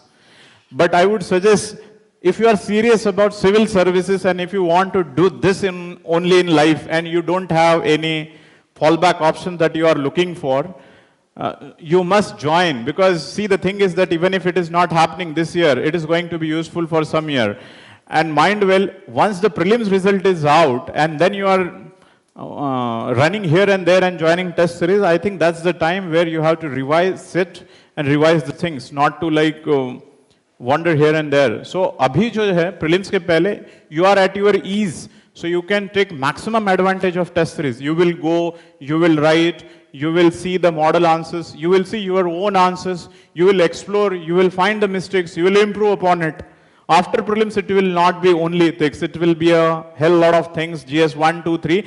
Believe me, the ethics will get the least attention after the prelims result is out. Because you think that I will scribble down something, will write something about it. Let me take something where I have not explored anything. Matlab paper 1, 2 and 3 and you're optional. So this is the best time. In fact, ethics preparation cannot be an overnight preparation. It goes same as that of the essay writing. So I think you should be optimistic and you should look for how I am going to learn and take a maximum benefit out of the test series. Again, because this is like, we are hosting the special batch also, you must have been informed about it also. But even if you are not joining the batch, you are not joining the test series, you should make an attempt to write answers by yourself. Okay, there are so many online platforms available, there are newspapers available, so you can take the material from the market, but you should do that exercise. Generally, we have to join the test series because we are very lazy people and we are not disciplined ones. So this is basically to bring the discipline in life, and somebody should make us read that particular portion in a particular week. Okay, and therefore we join the test series. Obviously, there are other aspects also. Evaluation ke through, you will get to understand where you are lacking and improvisation is possible. See, there are some questions like, very interesting question they have asked, what do you mean by happiness in life? Okay, and UPSC is going to stump you out with all such sort of questions. This was the very first question. People must have prepared a lot about ethics, and very first question, what do you mean by happiness? And then you question why the UPSC asks sometimes such type of question. Here again, you have to go into the deeper analysis. Generally, we tend to see happiness. Immediately we will start achieving. See, we are not going to write that I'll get an Apple or BMW or Mercedes and so on and so forth. We are not that childish enough to write this will bring an happiness. Even if we feel internally, we are not going to write it on paper. So we will make it more interesting. Like being a civil servant, this has been always my goal. Achieving it will bring in happiness. It will bring happiness for my parents. I will make them proud. I will make my villagers feel proud that somebody from the rural hinterland has cracked the exam, and so on and so forth. So you can write this thing. But still, you are egoistic in nature. You haven't gone beyond your family. So family is not others. Remember, in ethics, family is an egoistic and particularistic institution. You must have read it in society and sociology also, that family is a seat of particularism. It's not an universalism. So you have to bring yourself beyond that. Okay, that think about the others also. Like happiness for me is like providing the helping hands to the children or so on and so forth. Again, that should be a realistic one. ऐसे नहीं है कि on the first of every month I get in salary, I go in NGO, I deposit 80% of it, I'll keep only 20% to myself. This brings an immense happiness to me. That's a so unrealistic answer. Okay, so it should be realistic. It should sound like, yes, these are the possible things. This is one aspect of happiness. So you and your family and village, beyond that, you should think about society also. Basically, this is about public servant, and public servant should extract happiness by delivering services rather than by concentration of property and the wealth. So they are going to see this aspect of it. Second aspect is, within that happiness, are you thinking only about the materialistic sense of happiness, or you are thinking beyond the materialistic sense, that is a spiritual happiness, or societal happiness, or for that matter, any value-based happiness? Like say, for example, I can say that watering a plant every day in my garden also brings a sense of happiness to me. Now they will think that he will be a more sustainable development, and those values are very important. Like I take my dog every day, and this also, it's a kind of compassionate towards the animals, so on and so forth. So you have to bring some non-materialistic sense of things also, which can bring the happiness. Spending the time respecting to the elders, so on and so forth. So such things you should prepare yourself so that there will not be a vagueness in your answer. It will be a more particularistic in orientation. So this is about that happiness and all the thing. Another very interesting question this year they have asked is about, give one example where you are morally right but legally wrong. There was one question. They have asked two questions. There were two sub-questions in one particular question. So first question says, give an example from your life, something that you have done, which you know that it is morally correct but legally wrong. And there was a B question also. Give one example in your life that you know that it is legally correct but morally wrong. Now, see that they are not trying to ask you about, please analyze in between the two which one you are going to choose. It means that even UPSC knows that sometimes even legal things, generally we call status quo things, can cause a disadvantage towards the society. So can you think of, even if you are going to be legally right, it may have the negative repercussions for some group of people or some individual, and can you think of a third way approach in order to bring both this legal and the moral aspects together? In first case, you could have told many of the cases wherein we generally take about, we have stolen something from it, which is illegal, but we have then provided with the unprivileged ones. जैसे वो क्या नाम है गरीबों Robin Hood, yes. So the Robin Hood wala thing, that is you are morally correct but legally wrong. And legally correct but morally wrong, bureaucracy wala thing, okay. Not always, matlab it's off the record, but many a times you go what is written on the paper. Say for example, there is one fellow, this is a very famous case study, that there is a 60, 70-year-old lady, son has left her, she don't have a house, and there is a housing scheme. and the housing scheme says that you need these many documents, okay, in order to ensure the eligibility for allocating the houses. Now, information is this: this lady has already got one house which she has sold into the market because she never had money in order to, in order to just carry out the livelihood necessities of life. Now, in this particular question, already the house has been allocated, which has been sold in market in order to fetch some money for her basic necessities of life. Now, still she don't have the house, and there is a scheme, and she came to you and narrated her story. Now, in this particular case, how you are going to go about it? That legal and rules and regulations will not allow you to allocate house to her.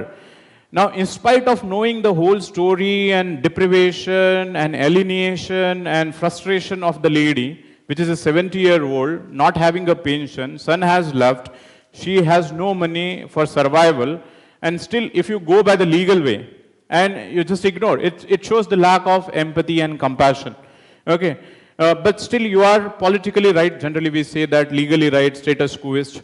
So at least you will not be put behind the bus, but then you are not जो public orientation, humanism, empathy and compassion वो value नहीं है. On the second side of the spectrum, if you allocate her very easily, then the people will give a cry that you are a illegitimate person, you have broken the rules. Maybe someone who was wanting and who was more eligible, he will file the case against you that I would have got this particular house if he would have gone with the rules and regulations. So you may land in trouble also. Somebody will file the RTI case that how this house has been allocated to this lady. In fact, they say that because of RTI, there is a habit of more politically correctness that has been being inculcated into the civil servant. Civil servant has, the space has been shrunken for the civil servant to take more public-oriented decision, because they are more feared about this fact that if tomorrow somebody will file the RTI, how should I justify my decision? Now, in this case, how will you go about it? Yes, here we have taken that A and B wala factor. If you do one thing, you are legally correct but morally wrong, and other ways, you are morally correct if you allocate the house but legally wrong. This can be an example, two examples, but I'm asking if this is in the case study and they will ask you what will be your course of action and what are the alternatives. Two alternatives I have already discussed. Can you think about beyond this and more apt than this? See, second alternative is fine, you will not land in trouble. But can you think about more than that? Can you go beyond that? Yes? Share with them. So that's like you are assuming a lot of philanthropic and this aspects. Yes, but this is still conditional upon the fact that somebody should be ready in order to sacrifice her or his house in order to provide the house for the lady. Okay, yes, this is one good answer.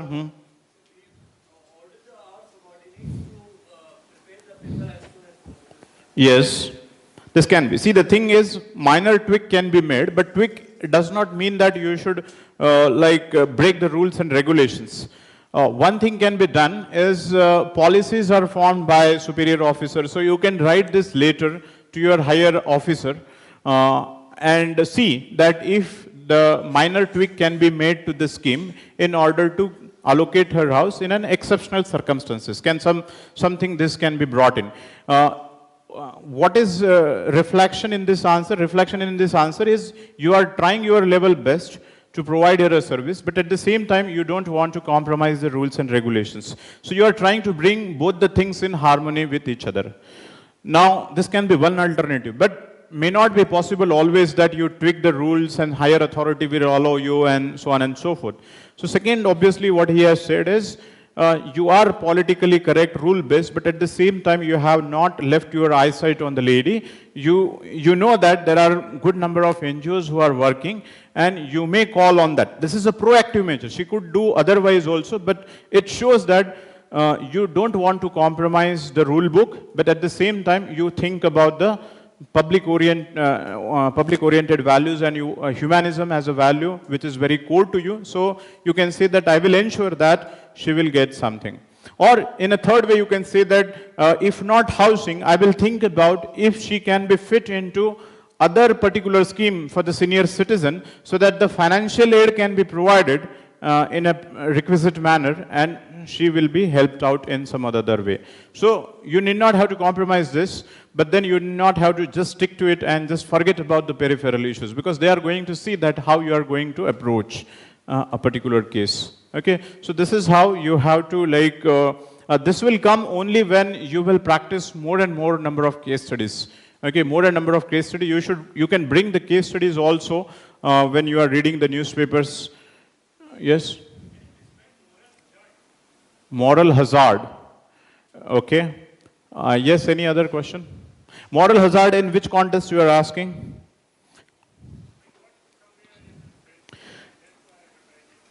See, there are, it can be used in two ways.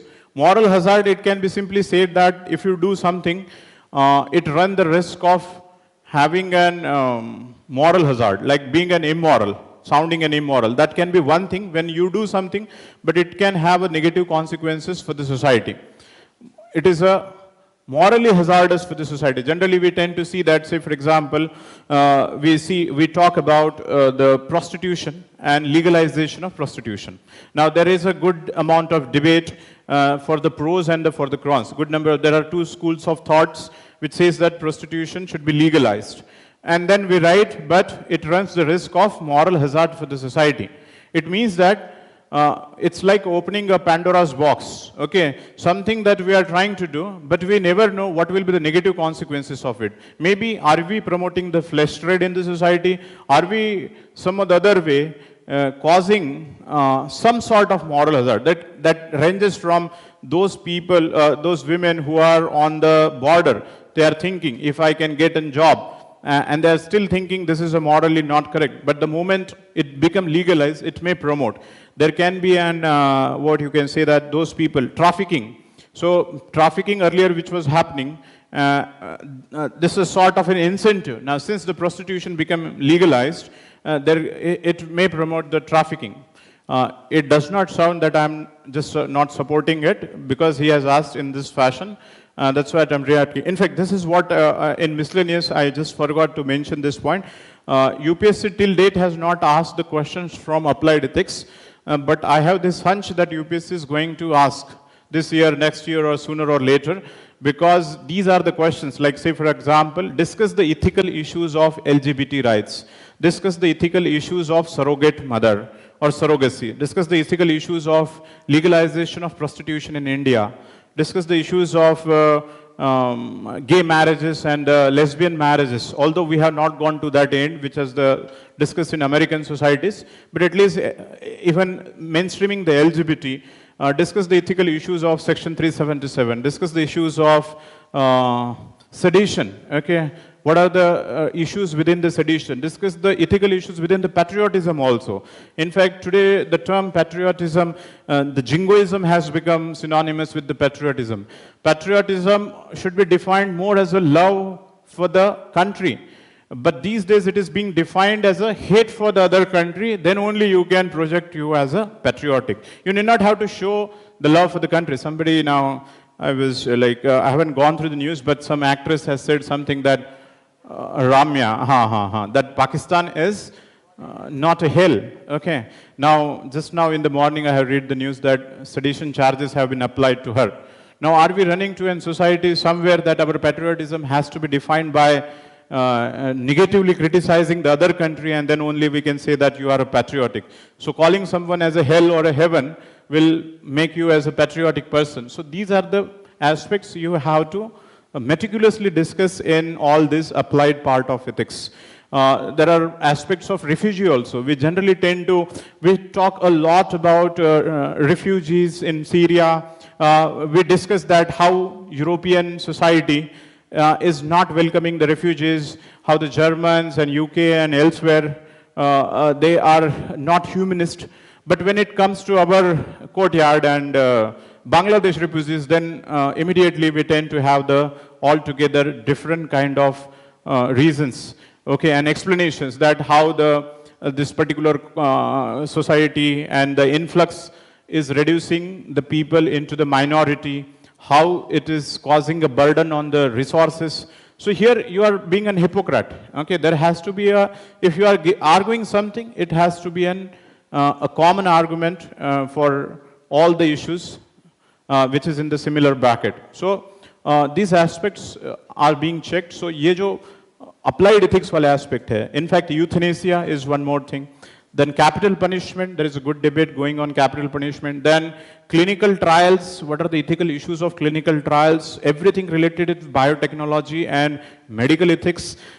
These aspects, in fact, today again, the parliament is going to, or cabinet is going to take the bill, that is assistant reproductive bill. Are you aware of that? Okay, so assistant reproductive bill and aspects related to it, cloning, bioethics as I have mentioned, then stem cell therapy, their ethical aspects. Otherwise also you have to prepare this because you never know that when they are going to come in your paper too, okay, in polity paper or maybe in the social science or society of India and social issues. They are otherwise too are relevant, but if you add more and more ethical dimensions and think of from stakeholders approach and different rights-based approach, if you apply the rights-based approach, then all these answers, those I have mentioned just now, that applied ethics. Why they are called applied ethics? Because the consensus has not been originated. There are two schools of thoughts which are extreme to each other. Like in case of capital punishment also you will have the two schools of thoughts. So in all these issues, the opinions are divided. You are expected to write both opinions equally, and then you have to take more pragmatic, universal, legally and rational decision. Okay, something, say most of the times we see that now, last year there was so many revolutions were going on with respect to temple entry for the women in different parts of India. Now one of the argument which we were there saying, this is a part of culture, even in case of a Jalikutti, in that also, it's a part of a tradition, it's a part of age-old cultural aspect and religious aspect and so on and so forth. So you have to think something which is existing for a long period of time does not automatically means it becomes a right thing to do. So you have to analyze that today's constitution, today's modern values, today's values of equality, fraternity, rationality cannot justify all these practices. So in that regard, you have to discuss both the aspects and then you should be falling on the side of more rational orientation. Okay, so this is it from my side because yes, if you have any questions, I should not stop abruptly, but okay, there are one or two questions. Books in Hindi medium. I think Chronicle and all these books must be available in Hindi medium also. Yes, apart from these books, you can read the biography also. Gandhi's biography is good, even if you are quoting and not quoting him, but at least they will make you brainstorm things in your life.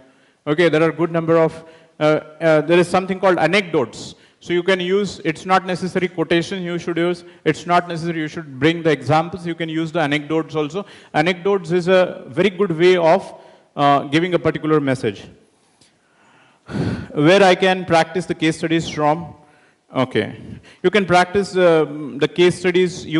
First of all, you should solve the previous year's 3 question papers of UPSC, their case studies and direct questions 5 times. Not to find the answers, but to find what is the approach of UPSC. Once, and believe me, I think there will be at least 25 case studies for last 3 years.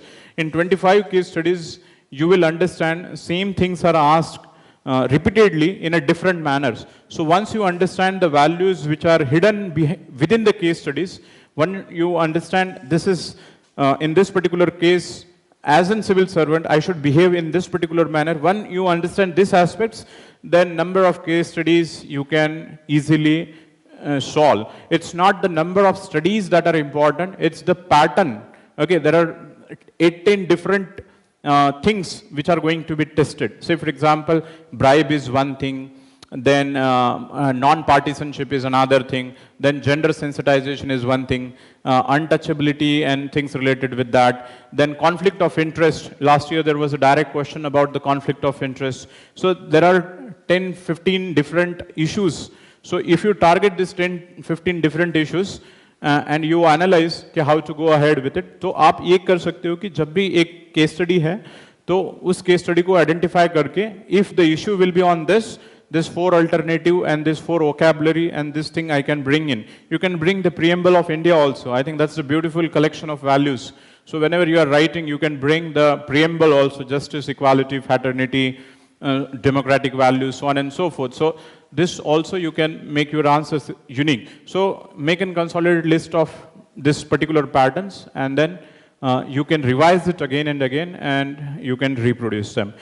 You can practice the question paper first and foremost from the UPSC's previous question paper. That's the first. In fact, I have taken seminars on this particular previous year's question paper. I think they are available on the Vision side. You can access the YouTube channel of Vision. So वहाँ पे solutions for 2015 mains question paper. It was in 2 parts, that is theoretical discussion and basically the case study discussion. There is a discussion available on earlier papers also. So that's a 4-hour lengthy discussion. In that 4 hour, I have not only discussed about the answers, but things in and around on those particular issues and those particular questions, that how the questions are being framed and what you are expected to answer. So do that exercise diligently. Second thing is whether you are joining the test series or institute or not, but good model question papers are available. So this is the second task. You can just go through those case studies, because after some period of time you will get the model answers also. So before that you should brainstorm and write from your side, and then you can cross check with the model answers, and you can find the missing links and you can improve upon it. This is second. Third thing is there are good online platforms. I hope everybody are aware about it. So on that also you can practice the case studies. And the fourth, which I'll say the most important one is, whenever you are reading the ethical, social issues, be sensitive about it. Try to think of making a case study by your own. If you reach to that stage where you can think that UPSC might ask not this case study, but something like this, and I will going to use this particular information in my case studies. So if you have reached to that particular point, say for example, there was a Sri Ravi Shankar's program happened here, and now the, I think, tribunal, yes, NTG, the National Green Tribunal has come up with this, that they have destroyed the floodplain to an extent that it is an irreversible damage it has been caused. Now, see, every single person in this India is a product of multiple identities. He carries a caste on his head, he carries a religion on his head, he carries a regional identity on his head, he carries different identities. But beyond that, as a civil servant, you are expected to be more rational than others. You are expected to be more national than others. Like say for example, Jalikutti hai, ya fir Maharashtra ka koi issue hai, ya fir kiska hai. Whenever it comes to our region, then we somewhere try to find some excuse to justify it. If the same thing will happen in other part of the country, then we will say that you have to be rational and you can't justify this. But when it comes to our own region, we will be more regional than national. I would say that not necessarily you should be national, you should be international and global. And therefore, what are the philosophies of Tagore and Vivekananda and these things, you also should have a good number of quotes about it, because ultimately nationalism is also a sort of regionalism only. Okay, so humanism as a values you have to bring. So what I am trying to say, in this floodplain, we carry a values, our sentiments are attached, and there have been reasons why such things are there in our life. But while writing the answers, you are expected to be more legal and rational. If the National Green Tribunal, see, somebody is criticizing just for the sake of criticizing, you should not borrow those ideas and write it into the paper that this XYZ person, Swami has said this and this has said that. That will not cut the ice. You have to bring, because National Green Tribunal is an legitimate organization, and if it is come up with something, then it will provide the more rational weightage to your answer, and then you can write, this has caused the damage to the floodplains. Maybe the question of rehabilitation was not addressed prior to organization of this particular thing. The area have been sold or given on a lease at a throwaway price. So there are other aspects also, not only about the environmental aspect, but also the displacement aspect, also about the amount of money that will be spent on the function like this when we are in the midst of the poverty, unemployment, malnutrition. It is always good to keep handy some of the statistics. What is the ranking of India in malnutrition and this thing. So rather than just beating around the bush and repeating the same stories again and again in unemployment literacy, if you put India is this in ranking, that in ranking, so that will be a more acceptable argument. You're understanding? So that is it from my side. I wish you all the best. Okay, and I wish you that you will join soon. Okay, thank you so much for the patient listening. Okay, if you have any question or doubt, he or she can meet me separately also. And I hope you know that the Vision is launching the special program for the ethics. Okay, it's I think 25 classes are there. Okay, 14 or 15 classes I'm going to take, and Ranjan Datta sir, he's an ex-IAS officer, so he's also going to take some 10 lectures out of it. Okay, so that's an announcement. Thank you so much.